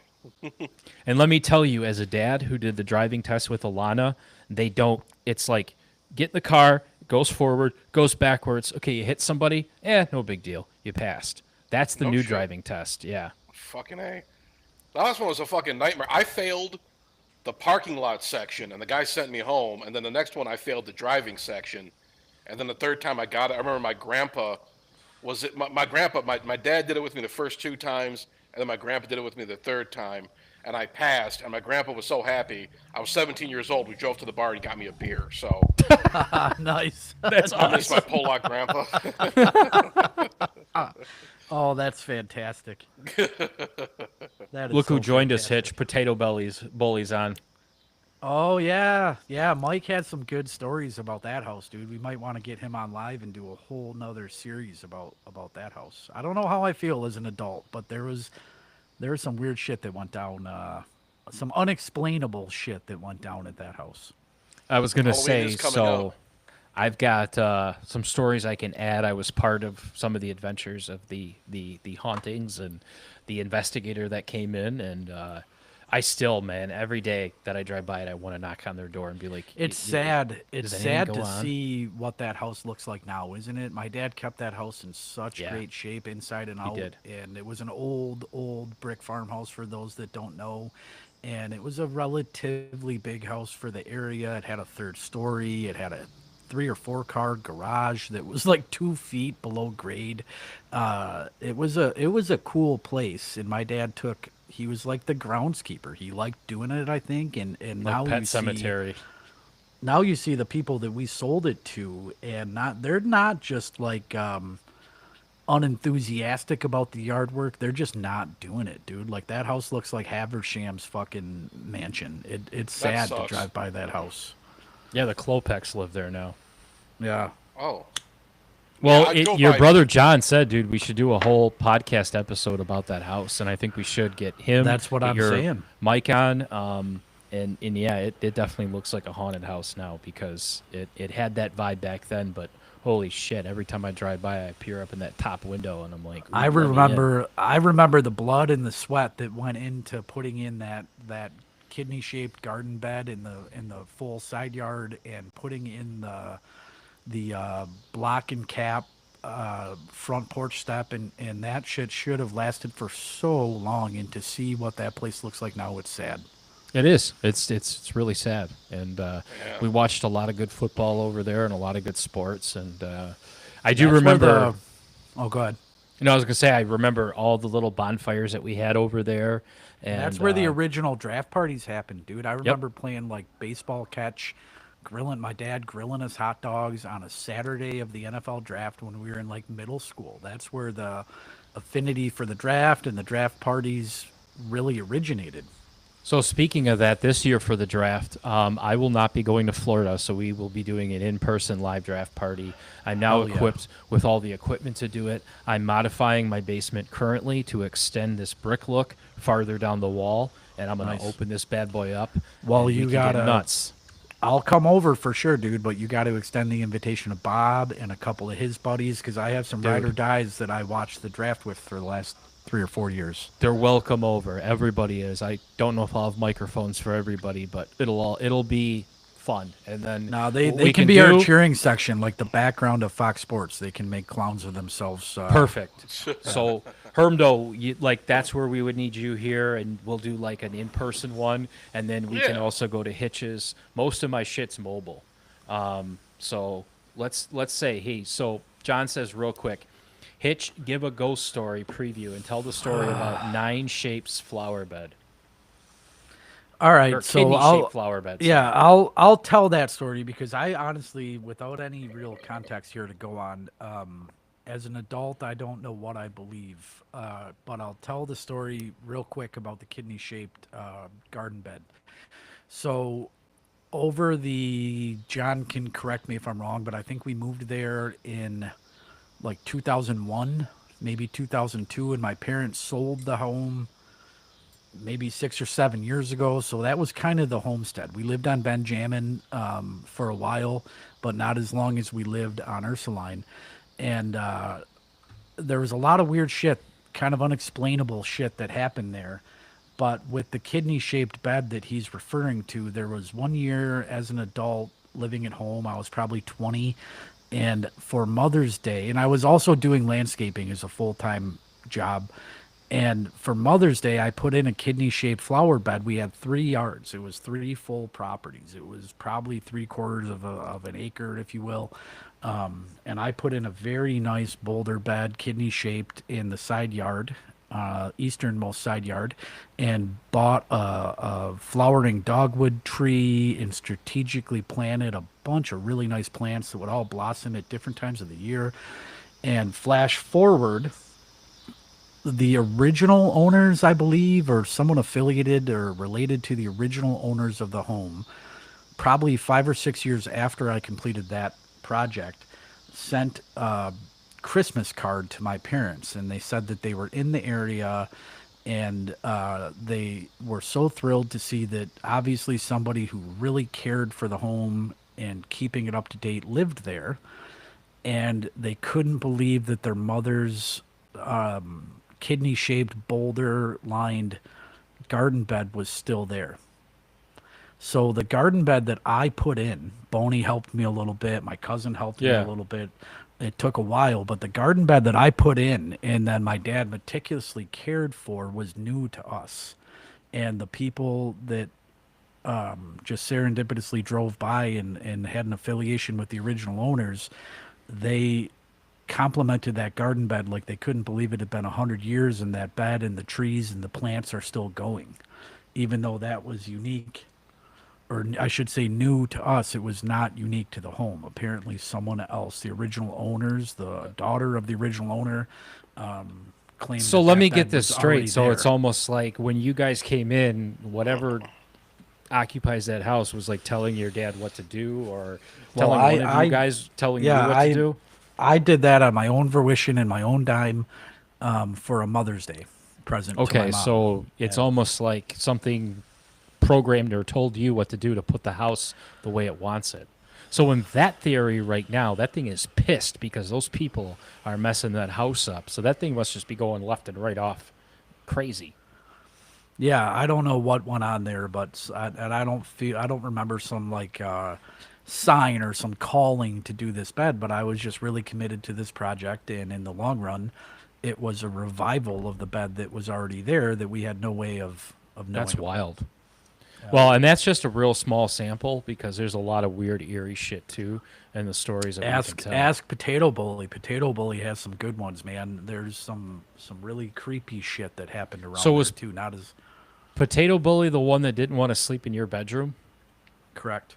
My Oh, that's who this is. Okay. that's my brother-in-law Mike. So Mike is kind of like at the center of this whole thing. So Hermdo, that was when I started hanging out over there. That was like the allure of the story was that someone from the family slept in Hitch's room and had this experience and was like, "What was he? Ah, fuck that! I'm sleeping in the boat, or I'll whatever." I It was believe like- at that point in time. Do you remember the like apartment style room that I had in the basement? Had everything Yeah. but a kitchen. Yep. And I don't know if Potato Bully experienced this in the bedroom or in the basement. I'm inclined to say the basement. Okay. But when we woke up, He refused to go in the basement for He years. was on the couch and he refused to go to the basement, and for a long time refused to come down to Detroit because of what he claimed to have Jesus. experienced. Scared him away. All right, well, we're putting a pin in this because I need him on here. Whatever I got to do to get this guy on here. Ooh, feedback. Yeah. To finish the story. So that's awesome. I'm glad we went down this ghost train. That was phenomenal. This is Very exciting. this is very exciting. So we've got the Lions fighting each other at camp. We've got the memorial that Hitch and I did for all of our fallen soldiers. Ironically, Hulk Hogan being one of them. We've done some Lions camp talk of like potential free agents, maybe Matt Judon signs. That was a big one we talked about. Guys, am I missing anything this week? We've been on here for about an hour and a half, so Well, the Yeah, I Tigers can are tell- shitting their pants. Yeah, the Tigers have been shitting themselves. We've yet to get a Red Wings update from Hermdo. I know you're Yep. trying to get off right now, but we got a couple more quick things to talk about. So yeah, so the Tigers are shitting the bed real quick. That's a great point. The dude brought that up a while ago, but he seemed pretty confident. But dude, you blow the series in with Seattle. You blew the series with Pittsburgh. They're playing right now, I believe. They're Yeah, playing they're- the Blue Jays right now. They're losing 2-1 in the 2-1. fourth. Right, and they just got annihilated last night with the Blue Jays, which is Wayne's I team. checked the score of that one. I've been kind of going in and out. Like I watch games every once in a while. You know, or listen to on the radio, but you know, I'll tune in on the radio and I'll hear Dan Dickerson say, "Oh my goodness," and then I'll turn it off because I just know nothing good is happening. You know, just like, but yeah, I saw that score last night. Reese Olson was getting tagged. It was bad. It's a grind, dude. They were playing just absolute sweet and perfect baseball before the right before the All-Star break. They got lit up a little bit right before. It's a grind. They were playing Yeah. so good, but it's a long season. It's not great to look at 14-2 or multiple double-digit outings against us, but it's a grind. I think they're going to right the ship. I think they're going to get back on track. You can't win them all. You can't, good teams go on winning streaks. Not everybody is Cleveland of 2016, Yeah. No, I know what you mean. where they go on 22-game winning streaks. They go on streaks. They were hot. They're well managed, and I'm not counting them out by any means. Yeah, there's still 70 games left in the season. I mean, there's still a lot of baseball to play. I trust AJ Hitch implicitly. Hopefully everything starts clicking again because some of these guys out there it just looks. I mean, so some of the deep. I mean, but just the pitching. I mean, but it's free agent time. You know, they got to bring somebody in. They got to bring in some definitely some bullpen help or something like that because these guys, it looks rough. But I mean, I'm not like panicking. Maybe a little bit, but it's just like when it comes to like Detroit sports, I'm just used to this. We saw this with the Red Wings last year, kind of taking off in the hockey. They were really hot in January and February, and they shit their pants in March. They lost like 9 out of 10 or something. It was the same thing as the season before. So we've seen this kind of shit, this late season bullshit from our other teams. So I mean, this kind of stuff. I just kind of I figured like the Tigers one of those teams is just like you gotta kind of prepare for disappointment, but it's just like I figured. Their first half was so amazing. I mean, I figure like the Piper would have to get paid his due eventually, but It's like you said, dude. It's a log year. It's a log year. It is. And you can Google it. There's an answer to this, but every baseball loss is equated, maybe 15 or 20-ish baseball losses equates to one professional football loss. Like, Yeah. they're not doing great, but they're not out, and they've proven that No. they can win with what they have. And every team has holes, from your Yeah. fantasy teams to your professional teams. You can't be perfect from top to bottom. Yeah, it's just another thing, it's just we're still running away with this division. I mean, nobody in this division even has a pulse besides the Tigers. And I know the Tigers are, I think did they just hit a 3-run homer or something? Jesus Christ. But, not the Tigers, the Blue Jays? Jays, but it's just black. Oh, yeah. Black. But, Blue 5 Jays to are a damn 1. good team. 5-1. Sure. Christ, they got, Sure. they got, what's his name? Vladimir Guerrero Jr. They got, Bo Bichette. They got some real offensive talent on that team. But, it's just one of those things, just sometimes as a Detroit sports fan, you could never really be too happy, because you're always going to get kicked in the balls at some point. With the Wings in the 90s and 2000s, it wasn't really like that, but, with like the last like 15 years of sports in this town, it's just been one kick in the balls after another, so whatever, It's a big kick in the balls. And John said the last time Hitch shit his pants was March, apparently. So Don't you shame him. guys are a close family. I almost shit myself in November during hunting. Well, that's understandable. You're in the woods and you're eating lots of meat and dude.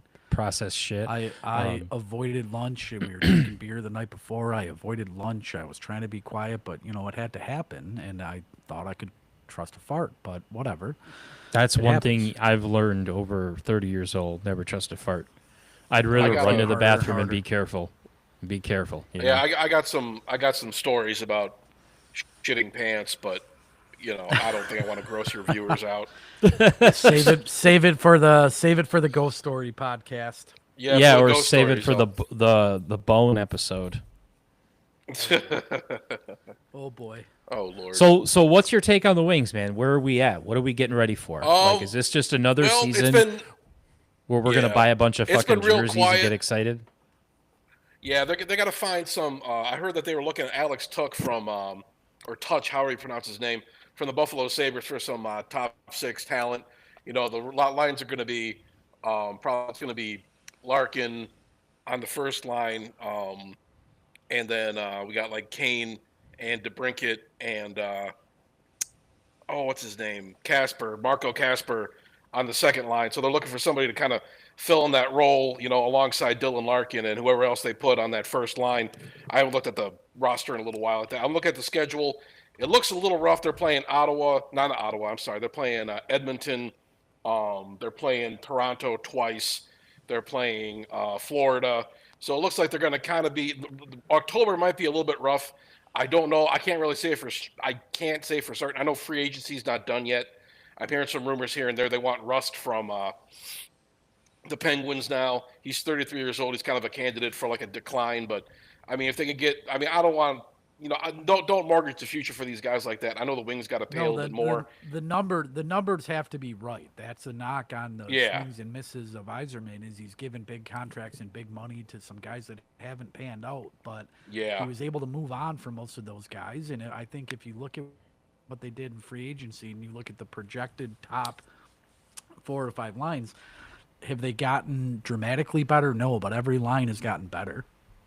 Yeah. Okay, so how made about some this? solid Not out. additions. I like their Both- draft. I yeah. liked Carter Both of Bear. you give me reasons to trust this organization, other than the fact that he's Stevie Y, and other than the fact that look what he did at Tampa. You can't say those two things. Give me a reason. Goaltending got better. The team got Yes. incrementally better with the worst free agency in recent NHL memory. There was not much It was out there. trash. The couple of top dogs that were out there weren't really that stellar, and a couple of them didn't want to be in our time zone and didn't want to come here, and we were immediately excluded from some of the top dudes. And after day 2 of free agency, I think he did the best he could. He made the team better on paper. Yeah. That bothers with me what he- right with what there. he had. How are we being excluded?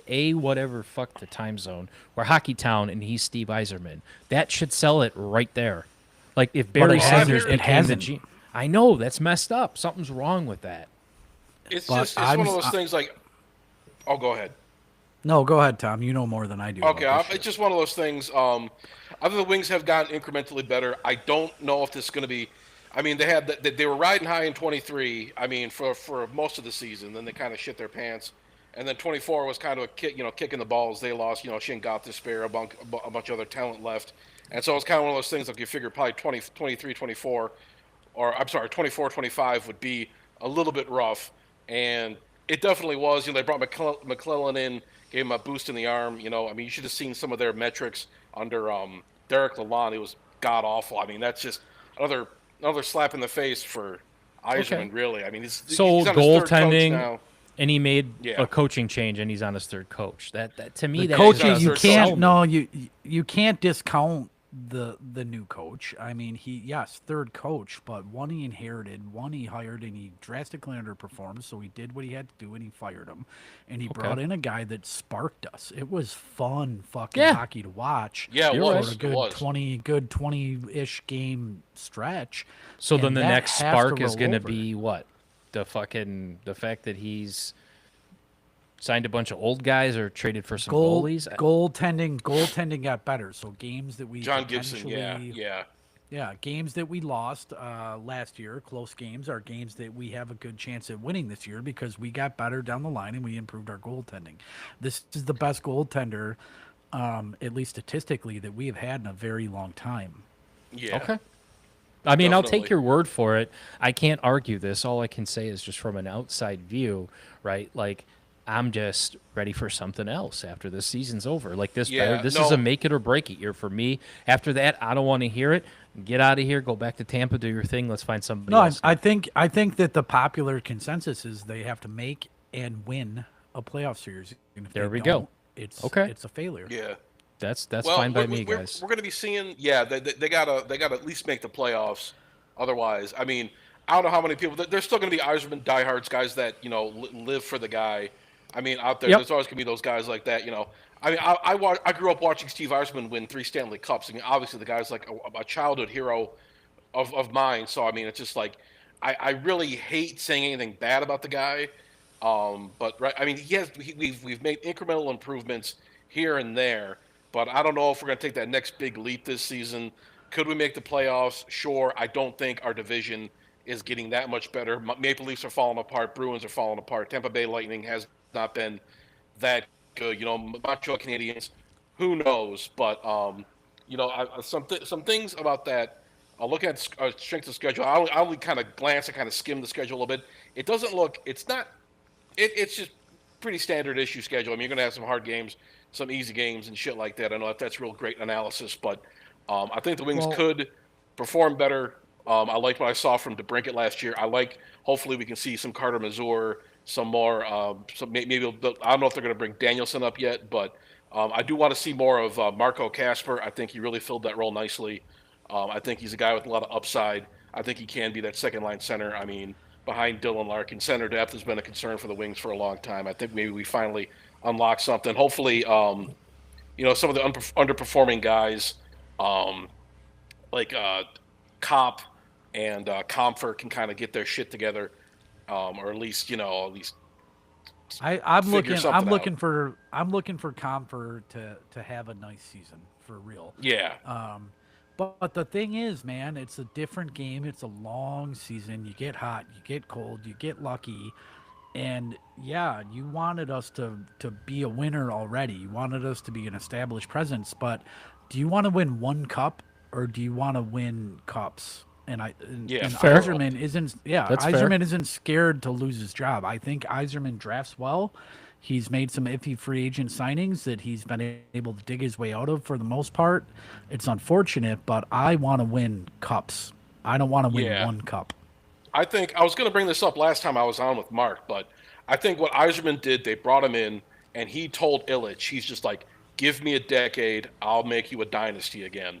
And we're in like year 6, year 7, and you gotta discount, like, you gotta take away like the COVID year, and you maybe a year and a half because of all the bubble and all that shit going on, and how bad the Wings were. People keep forgetting how bad the Wings were for a while.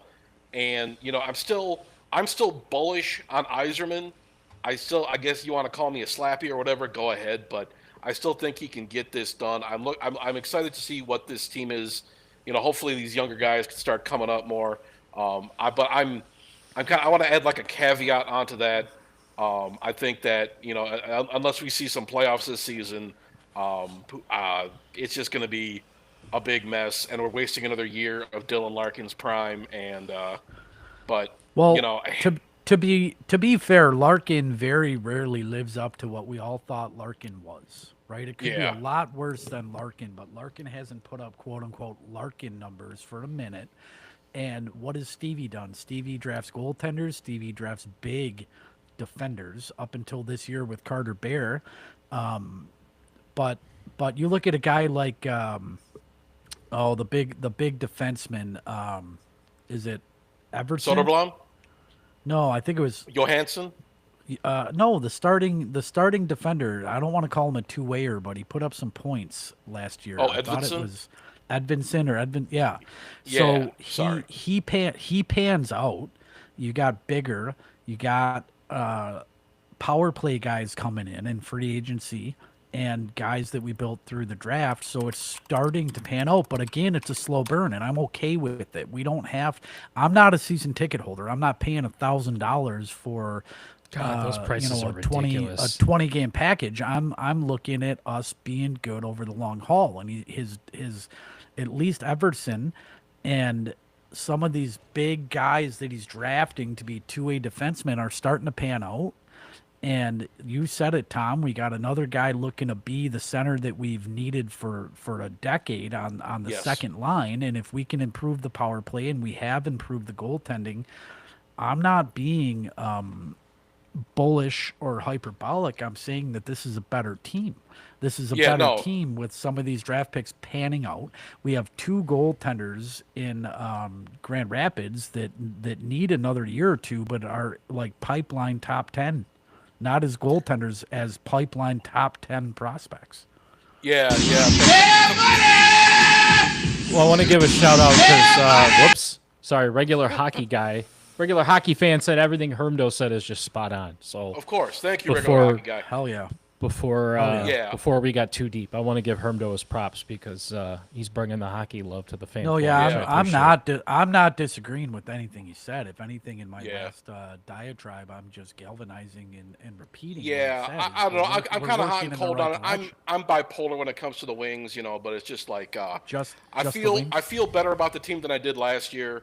I think they'll take some steps forward. I want to see what Todd McClellan does with this new roster. The addition of James Van Riemsdyk, that's the guy I couldn't remember. But yeah, I'm looking at some of these Red Wings lineups. Now we now have the official first and second picks from the 2007 draft in Patrick Kane and Van Riemsdyk. But looking at some of these lineups here, we're going to have Van Riemsdyk, Larkin, and Raymond on the top line. DeBrincat, Marco Kasper, Patrick Kane on the second line. I like that second line a lot. We got Soderblom. I think I said he was a defenseman. That was my bad. JT Compher, and Berggren, and Rasmussen, Kopp, and Appleton. I don't know much about Appleton. He's kind of a wild card, but Aren't you looking for Kopp to do more? I mean, we Yes, all are. But definitely. Do you think that with what's been put around him and the improvements that have been made, I think we're looking for Kopp to be a significant contributor. Hopefully. Yeah, he was a big addition about 2-3 years ago when they brought him over, and he's shown flashes, but he hasn't really lived up to the hype. His contract isn't terrible, but he's definitely a guy you look for more production out of. But I think I think this team has improved. I think he has more talent around him. It seems like McClellan and this roster are kind of gelling more than Lalonde ever did, more than what's that douchebag's name, Blashill. But Yeah. we'll see. We'll see. I'm cautiously optimistic about it. But these guys definitely they should know their roles by now. They should know what's expected of them. I mean, we're quite a ways into a rebuild, but So then that just leaves the Pistons in the dumper because I'm telling you, Oh. all four teams can't have good motion rolling. And I mean, it sucks because I like Cade, I like Jaden, I like the coach, JD Bickerstaff. Like, yeah. I'm telling you guys, one of these teams is going to have to drop. And I don't know. We don't think it's going to be the Tigers. You guys are talking up the Red Wings right now, and I could sit on here with Bob and talk up the Pistons too. So this is going to be interesting. Maybe we do turn a new leaf this year and we turn into like a title town where all Yeah. four teams have good motion going, good ownership, good leadership. Bring the Bobs on, because Lesage Yeah. and Bramos, they can talk basketball all day. Yeah, I I'm like not much of a that. basketball guy. I liked Duncan Robinson. I like Karis LeVert. I don't love them, but they're probably overpaid a little bit. But, I mean, we talked about this off and on. I think I mentioned it in one of the streams or something like that. But, you're going to have to overpay guys a little bit to come to the Pistons. Pistons have been a joke for most of the last 15 years. But, it's just like Oh, we lost Hitch again. Yeah. Oh, geez. Is he making wee-wee? But, I'm looking forward to seeing what this team could do. I'd probably watch a few more Pistons games this year. Definitely be a little more invested in them, because they just weren't worth watching for so long. But, Well, and that's we'll the see. thing. I'm not going to lie. The only reason I got back into Pistons is because my son is an avid basketball nut. And so it kind of got us down, nostalgic avenue with basketball, i.e., okay, I start watching it. We're starting to watch the games. We start going to the games. They're awful. And then they turn a new leaf. Holy crap, we start going to the games. They're good. I start getting into collecting basketball cards again. And that's a whole nother episode that I'm going to do on card collecting because it's just I don't know. I kind of fell into my like for basketball and the Pistons again with my kid, but I don't know who I'm rooting for to be the fallout, right? The fourth team that's going to suck. But I'm telling you, there might be some tides changing where we kind of take over like a Boston town where all four teams can actually just do good together. I think Call me so. crazy. I think we're closer to that. We're much. I mean, imagine. I don't know if I brought it up last time, but think about where we were 5 years ago. 5-6 years ago, Tigers won like 46 games. They were absolutely dog shit. Red Wings won like 17 games the COVID year. They were absolute dog shit. Pistons were dog shit. We had no Cade. We had nothing coming down the pipe. Red Wings just. I mean, I already said the Red Wings, but the Lions were just an also ran. That was the middle of that was like the ending of the Patricia era. But that was just like think of how far we've come in the last 5 years. We've come a long way. We have come a long, long way. You're right. We've gotten some decent guys. We got Scott Harris in there. We got He's Langdon. a good baseball brain. Good baseball brain guy. We got what's his nuts on the Pistons. I told Langdon something or other, but and then we got and Bickerstaff's a great coach. You're right. Bickerstaff's a great coach. Brad made a Holmes great for the point. Lions. So we're moving along. Steve Yzerman still has yet to really. I think Steve Yzerman's doing a solid job. He has yet to really impress us. But I mean, but it's just like this is not the early 2000s Wings teams. Brett Hull and Luke Robitaille aren't coming here. It's something I wanted to bring up earlier. Well, and we certainly don't have a Scotty Bowman either. When you look back at our fandom of Detroit sports, a lot of stars aligned for us. We had Cabrera in here, and those teams where Illich was just spending, and buying future Hall of Famers, and those days are over. So it's okay. It's okay to not excel at every fucking sport in our city. It's okay. And I think we can all agree that if we want somebody to be good or a franchise to be good, we're looking at the Lions, right? So let's not count our chickens before we hatch. Let's not pre-panic. There's a lot we could talk about, a lot that is potentially wrong, but right now the Lions are fucking rolling, dude. Yes. One thing I like, I'll just say this. All Detroit sports teams, they're building. None of these teams really have made any big free agent acquisitions. We don't have some massive. The Wings are building through the draft. The Tigers are building through the draft. They got all these guys were dudes that were picked in like the later rounds by our good buddy Al Avila. But Harris made some good moves too. But look at the Pistons building through the drafts. All these teams. I mean, we're not. It's not like it was in the 2000s where you're just. The Pistons don't really count. But you're not getting a team that has a $300 million payroll in baseball. You're not getting a team that's maxing out the cap. That's getting big name free agents. So we're not being overswayed with luxury. You're right. Exactly. You're right. We build I get it. sustainable winners. What is more blue collar Detroit than building sustainable winners? Right. We're really on the precipice of a special time in Detroit sports, I think. and I think that we could see some championships sooner rather than later. I feel Okay, good so as a Detroit how sports about fan, this? mostly. Hermdo, you're getting a lot of love from regular hockey guy right now. So how about this? He said he's blindly following you. I It's want my you to alt. tell me who is going to be the first championship. Who brings the first championship moving forward To- out of all to four That's a good teams? question. That's a damn good question. That's a tough question. That's a good question. I don't. Normally, I would say the Lions, but man, Normally, we haven't been able to say that until the last 2 years. no, I know what you mean. Yeah, good point. I'd say probably if I had looking at the sheer roster of looking at the roster, looking at the talent on the roster, looking at what they're able to do, looking how they're built, and I know they've struggled recently, but I think the Tigers could be the next big one. Maybe the next 2 or 3 years they could do something special. I know they're struggling right now, but it's just that's part of the season, that's part of baseball. But looking at the talent they have, everybody's super young. The thing that gets me is we're probably going to lose Scooble to the Mets or something. But I have a just- Scooble question when Tommy Boy's done here.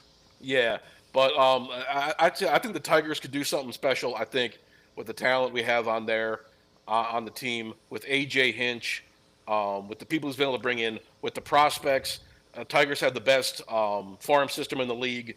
I mean, for the while, I mean, during the Dabrowski era, we loved Dave Dabrowski because he was bringing us big name people, but he totally cleaned out the farm system. And now you're looking at guys like Kevin McGonigal, Josue Brinciano. I don't, if I'm mispronouncing his name, I'm sorry. And Max Clark. You're looking at these guys like that, some blue chip prospects out there. A lot of guys, and they're winning at all levels of A ball, double A, triple A.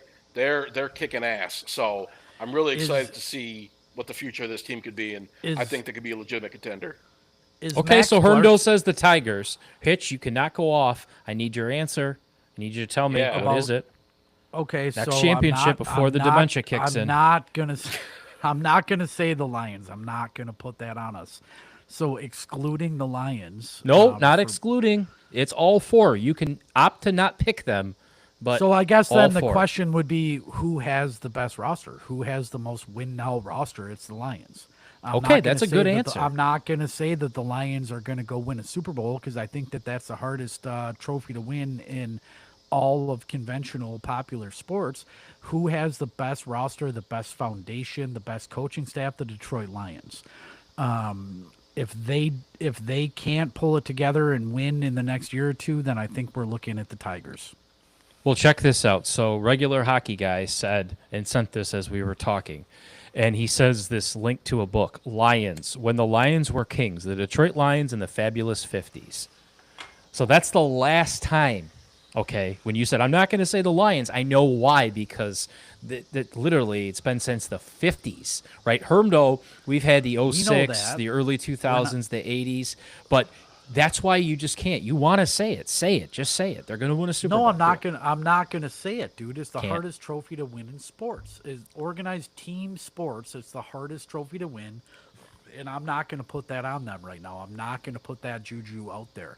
Do I Saying want that it even to just happen? it sounds dirty. It just sounds like I'm putting like evil vibes into the world. I mean, but it's just like like so crazy. Imagine having this conversation like 5 years ago, or at any point in the last it's since we've been alive.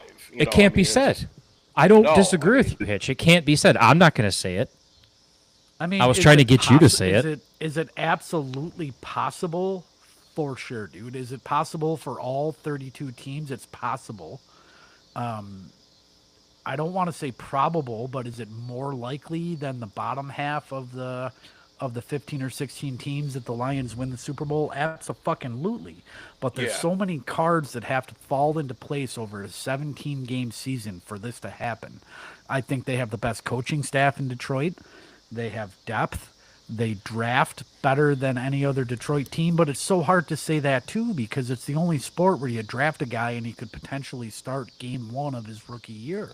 It's not apples to apples. I would love to confidently answer this question for the hockey guy in the chat, but you know, the Pistons were looking fucking sweet last year. I know they had a tumultuous offseason, but they have a good coach. They have a good starting 4 or 5 guys. You can't put us in that position right now to make that call. Sorry. I am going to hire a group of men to come into your house and kidnap you, duct tape you to the wall, and put a gun to your head and make you answer that. And then I'm going to pop out and go, ha, gotcha. Because I'm telling you, it is one of the hardest questions to answer. You're right. I mean, Well, I had to set answer you. it. You answer it. I got Exactly. to your head. Answer it. The Michigan Panthers. That doesn't count. Come on, United U.S. Foot, whatever. I don't even know the name of the No, league. dude. If that Detroit is had a really tough one. NBA If I had team, to I pick- would say they're up there too. But If I had to pick, I would go the Hermdo route with the Tigers because, Hitch, you're right. The Super Bowl is one of the hardest titles to win out there. Basketball, you have to have the best roster to win. We don't have the best roster. So I'm throwing that out. In hockey, I can't even begin to argue that. So baseball is the only one where I'll say we got the most prepared team, one of the most prepared coaches, and we have a controllable roster for a long time and a lot of chips.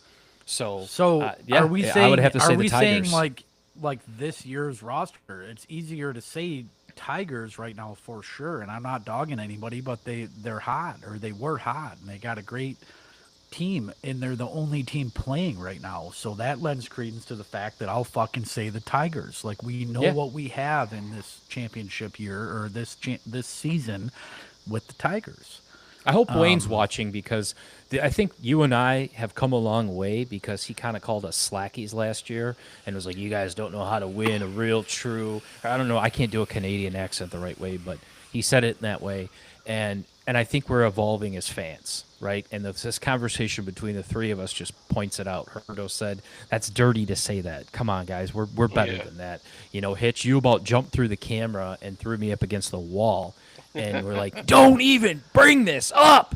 And you guys are right. It's a dirty conversation to have, but as evolving fans of the Detroit Lions, I feel like this season we're kind of coming more with a little bit calmer expectation. I know we were super hyped up last year. We're just a little bit more Dude, tame this we year. had every reason to be so hyped up last You're right. year. Is Yeah. Wayno is Wayno still in the chat? Because I would turn the tables on, or I'd turn the question to him. Yeah. Well, you know what? Sorry, guys. The Bills should have won the Super Bowl 11 times over. I gotta take a quick break. I'm getting a call. I'll be right back. Yeah.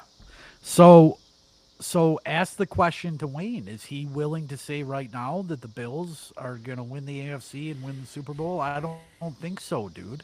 Yeah, I you're don't know right. much No. about I don't know much about the Sabres or whatever, but it's a tough call, dude. We all want to say it, but it's the hardest motherfucking trophy to win in all the sports. Regular hockey fan says Hermdo is getting drafted. I fucking knew it.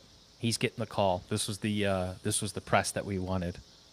Hermdo could be the Goldberg of the Red Wings, right? Just strap him to the posts and let him get peppered. Goldie for Vancouver. I did see Goldberg, man. A cool video of him signing jerseys. I know we did the whole episode and we talked about his rise back to fame, but he's still doing well and he says hello. I watched Mighty Ducks 1 and 2 with Maggie. For those of you that don't know, my Excellent. Cool daughter. My daughter's soon to be 7, end of August. Teenager almost. Oh yeah, dude, you believe it. You've been there, but she's a dope kid and she loved the Mighty Ducks. Did she? Loves the Red Wings. Yeah. As hard as I try to make football her jam, she's not digging football as much. She's digging the Wings. She's digging hockey. She I could loves see that. going to the minor league games that I've taken her to in Fraser with the Motor City Mechanics or whatever they're called. I mean, she's a hockey kid, and I'm not fighting it because I want them let's beat a dead horse here.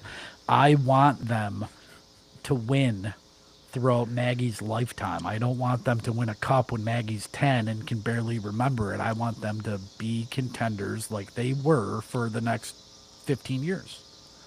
Well, your brother John chimed in and you say that's the hardest trophy to win, but you've clearly never watched RuPaul's Drag Race. I knew he was gonna. I was waiting for him to bring it back around. I cannot wait to get into this whole fantasy RuPaul Drag Race thing. Like, Genius idea. Seriously, genius idea. I'm down, dude. If John is live on the chat, ask him to do a Kevin Bacon. Do you want me to do it, or do you want me to wait for the live? With Well, John he can Boy? hear you. I don't want to give him advanced warning. If he can't chime in now, then I'm not going to do it.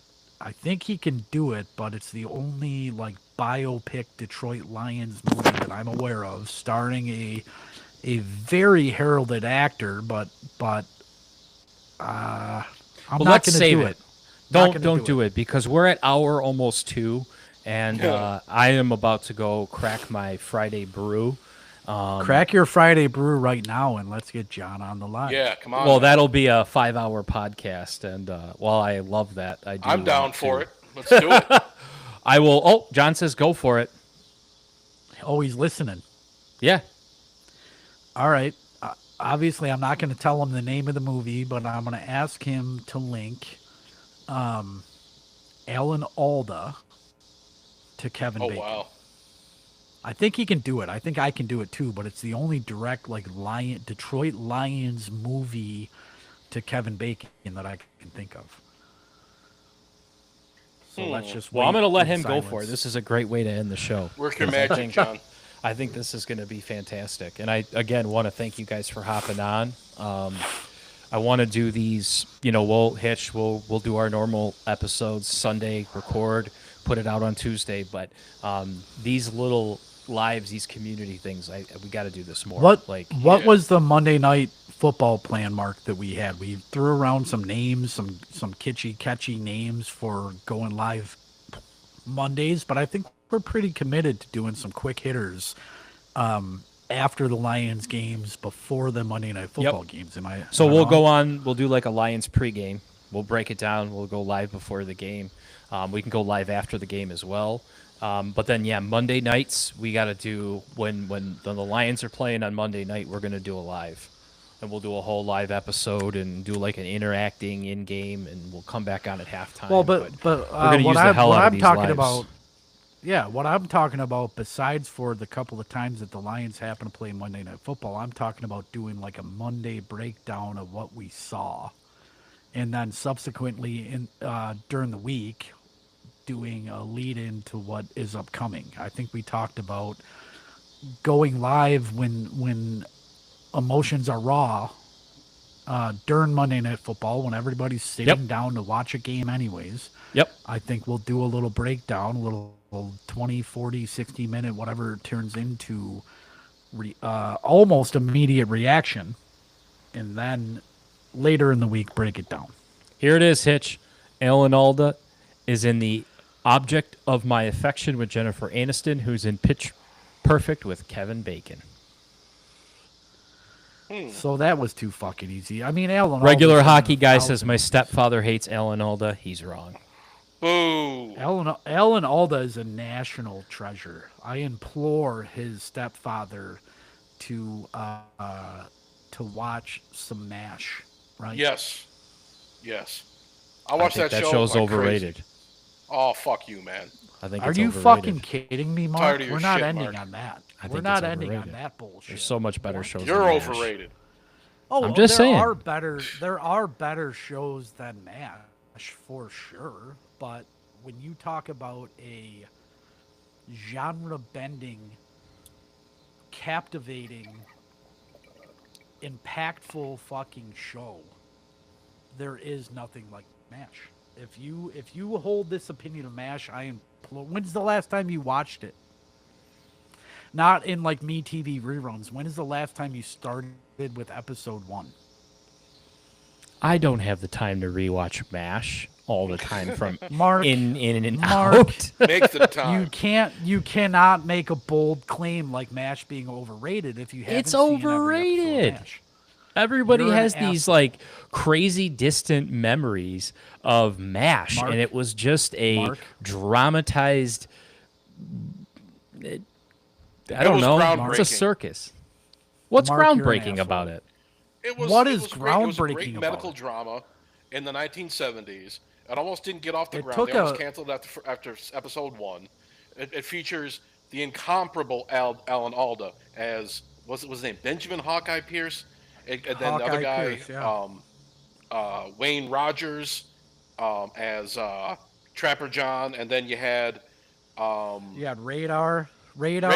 You got Radar. You got had Klinger. Klinger that had the Yeah, Detroit Klinger, a tie, forward-thinking LGBT representation. whose But yeah. character was tied to Detroit. Klinger wore a Mud Hens Yeah, jersey. he was a on Mud like Hens. Yeah, he liked the 25% Mud of Hens. episodes. If you go down to the Mud Hens in Toledo, to their stadium, they got a statue of Jamie Farr. That's the impact of that show.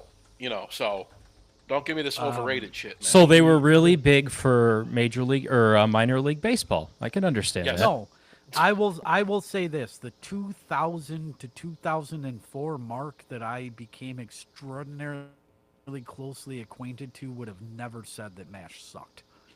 Think about what happened in your life that led you to this conclusion. You go back and you watch 20 some goddamn years thing. ago, I also wanted to be a professional skateboarder and move to California and emulate the movie Well, and show Entourage. you also wore an upside down visor on your frosted That's tips. true. But That's true.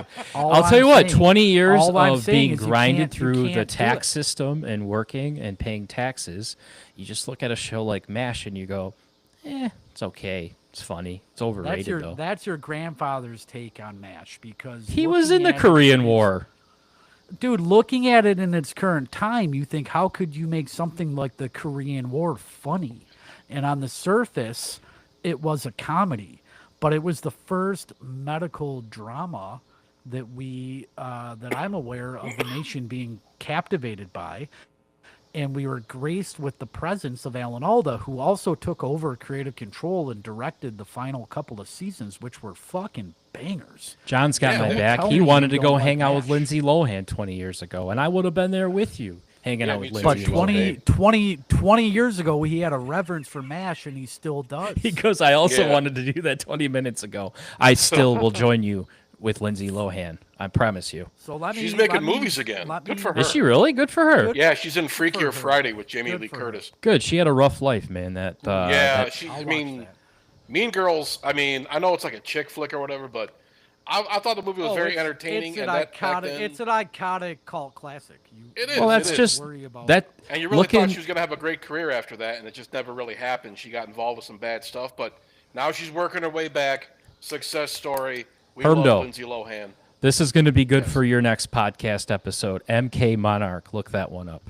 MK Monarch. Oh, baby. It's the You're whole gonna send reason me why more? you love MASH. Oh, So- God, I'll send it to MK you. Monarch. listen. Okay. So listen. I'm gonna say two things, and then I'll keep talking if you want me to. But I think you're trying to get out of here. Hermdo, Yes. you have a podcast.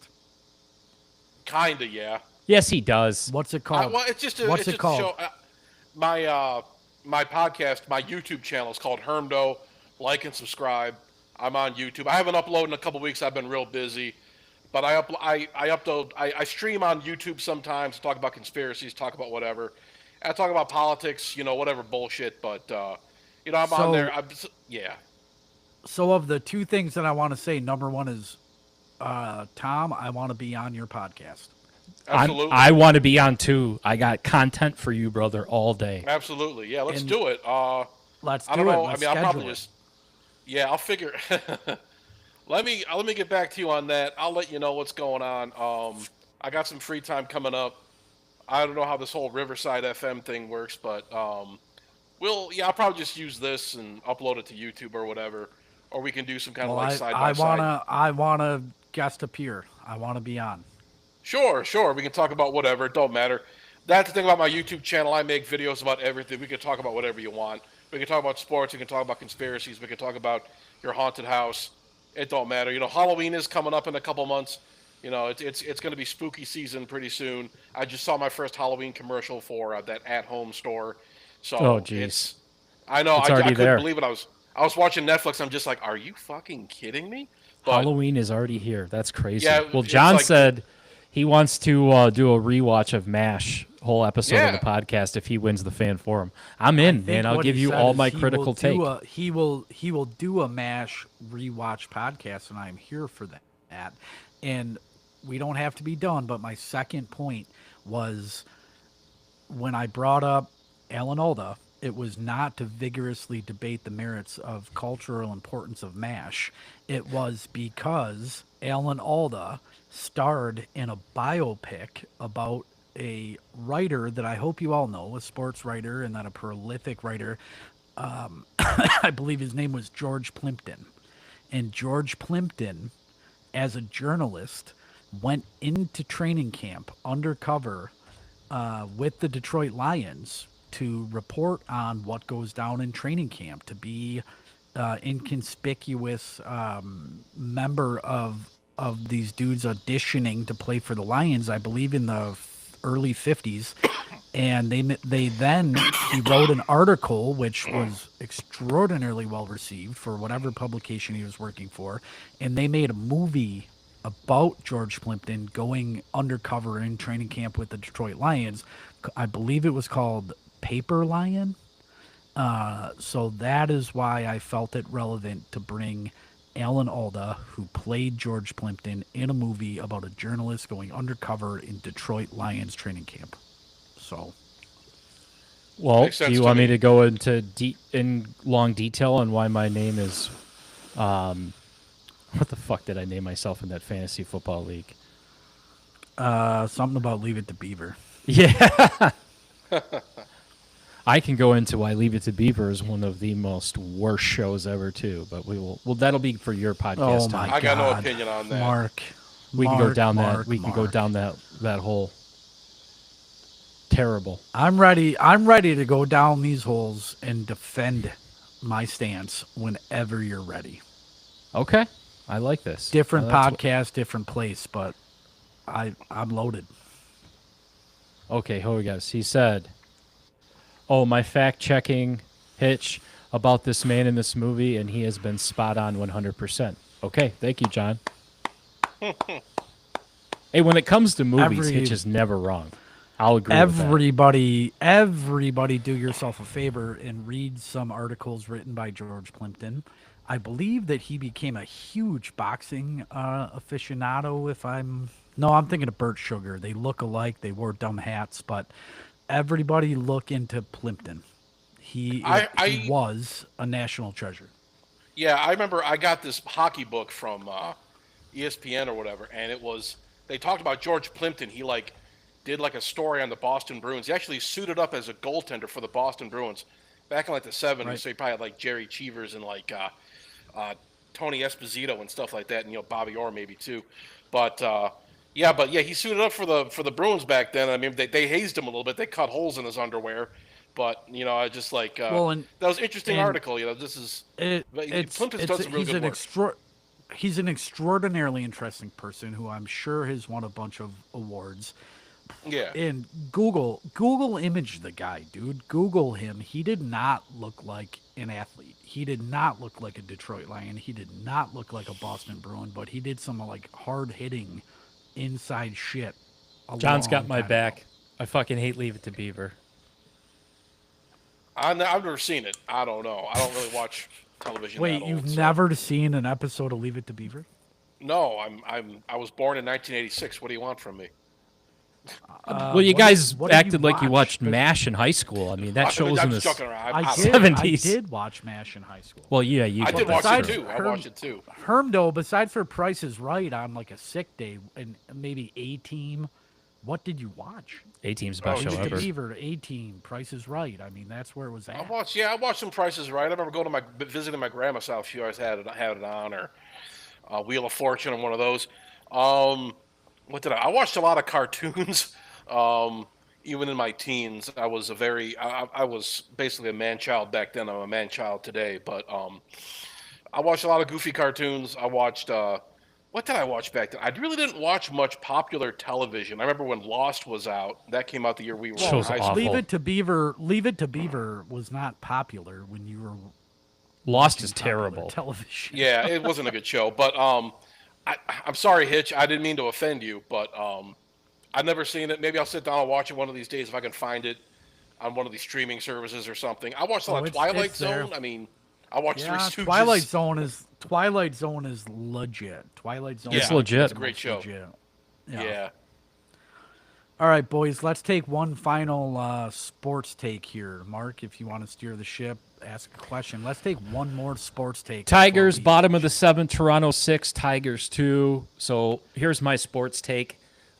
This ain't going to be the series that gets us back on the track with the Tigers. I'm looking forward to watching the Hall of Fame game with the Lions. I'm looking forward to some heavy-duty Hendon Hooker talk. Hitch, you go ahead next. So running the gambit, Tigers better than Pistons, Lions better than Tigers, MASH legit, Hulk Hogan garbage human, not rooting for anybody to die, but not really. You know, I gave you your Hulk minute to decompress, but he let's not post up and hold somebody higher than they deserve to be, because he played his character for his entire life, but he also did a lot of damage. Hermdo, happy to have you on. Can't wait to be on your podcast. Red Wings, at least 10 games over 500, getting into the playoffs, winning playoff games, not getting out of the first round. Hermdo, go ahead. I pretty much have no issue with anything Hitch said. I think Wings could possibly get into the playoffs. They'll probably be low seeded. They'll probably play against like one of the. I don't know who's going to win the division this year. I know the Bruins didn't make the playoffs last year. But I think the Wings will be. They'll just keep taking small steps. Some people will be pissed off about it. It's whatever. It's just that's what I've expected right now. Pistons, I think they'll be. I'm not going to say they're going to be a threat in the East, but I do think they'll be better. They might be like a top. I don't know if they're going to be. I think they'll be just outside like the top 10. I think they'll be between the top 10 and top 15. If I have to guess, probably a little bit closer to 15. But any kind of positive momentum in any way with the Pistons is good. I trust the coaching staff. I like J.B. Bickerstaff. I like Trajan Langdon. I just remembered his name. But yeah, I think they're going in the right direction, and I think some of the additions, some of the fans might be a little underwhelmed. But hey, man, I mean, we've seen some dog shit Pistons basketball as recently as 2 years ago. So beggars can't be choosers. As far as the Tigers go, they're shitting their pants right now. But look at the Blue Jays, the team that's slapping us around right now. They went through a rough patch a couple months ago. We were actually talking about, we were in like serious like rumor mill talk about getting Bo Bichette from the Toronto Blue Jays. But now look, they're leading their division right now. The Yankees shitting their pants, which is always good to see because fuck the Yankees. And the Lions, I think they'll probably take a little bit of a small step back this year. There's a lot of questions with the coaching staff still for me. As far as the offensive line goes, I'm a little concerned about it. Goff is the best quarterback in the division. I don't think that's even a question. But yeah, Dan Campbell, I can't count out the Lions because of Dan fucking Campbell. And he makes me pull what's left of my hair out sometimes. But I think he's that X factor. I think he gets the Lions over the hump. I think the Lions could make a deep run this year if they play their cards right, and we can keep the injuries to the minimum. And hopefully Aiden Hutchinson can come back. I've seen videos of him practicing on that leg. It looks good to me. I'm not maybe the most trained. I'm not like a scout. I can't really tell, but it looks good to me. So that's what I got to say about that. MASH was a great show, seminal show. Love watching it. It was like a staple of my like high school years. We should have hung out and watched that show together, Hitch. But we still can. We still can. Okay. We still can. So let's say this: we all agree on some stuff. So the Tigers, they got a good chance to win it this year. The Lions, it's looking like a really fun season that we're going to just kind of slowly watch with our eyes wide open, high expectations. We're ready to take it one game at a time. We believe in them. And Hitch's favorite show is Hogan's Knows Best. So that's awesome. All right, guys. Yeah. Well, thanks for hopping on. And thanks for hanging with us for over 2 hours. Everybody that's been in the chat, I love you guys. You guys are awesome. And we'll talk to you soon. Peace. Peace.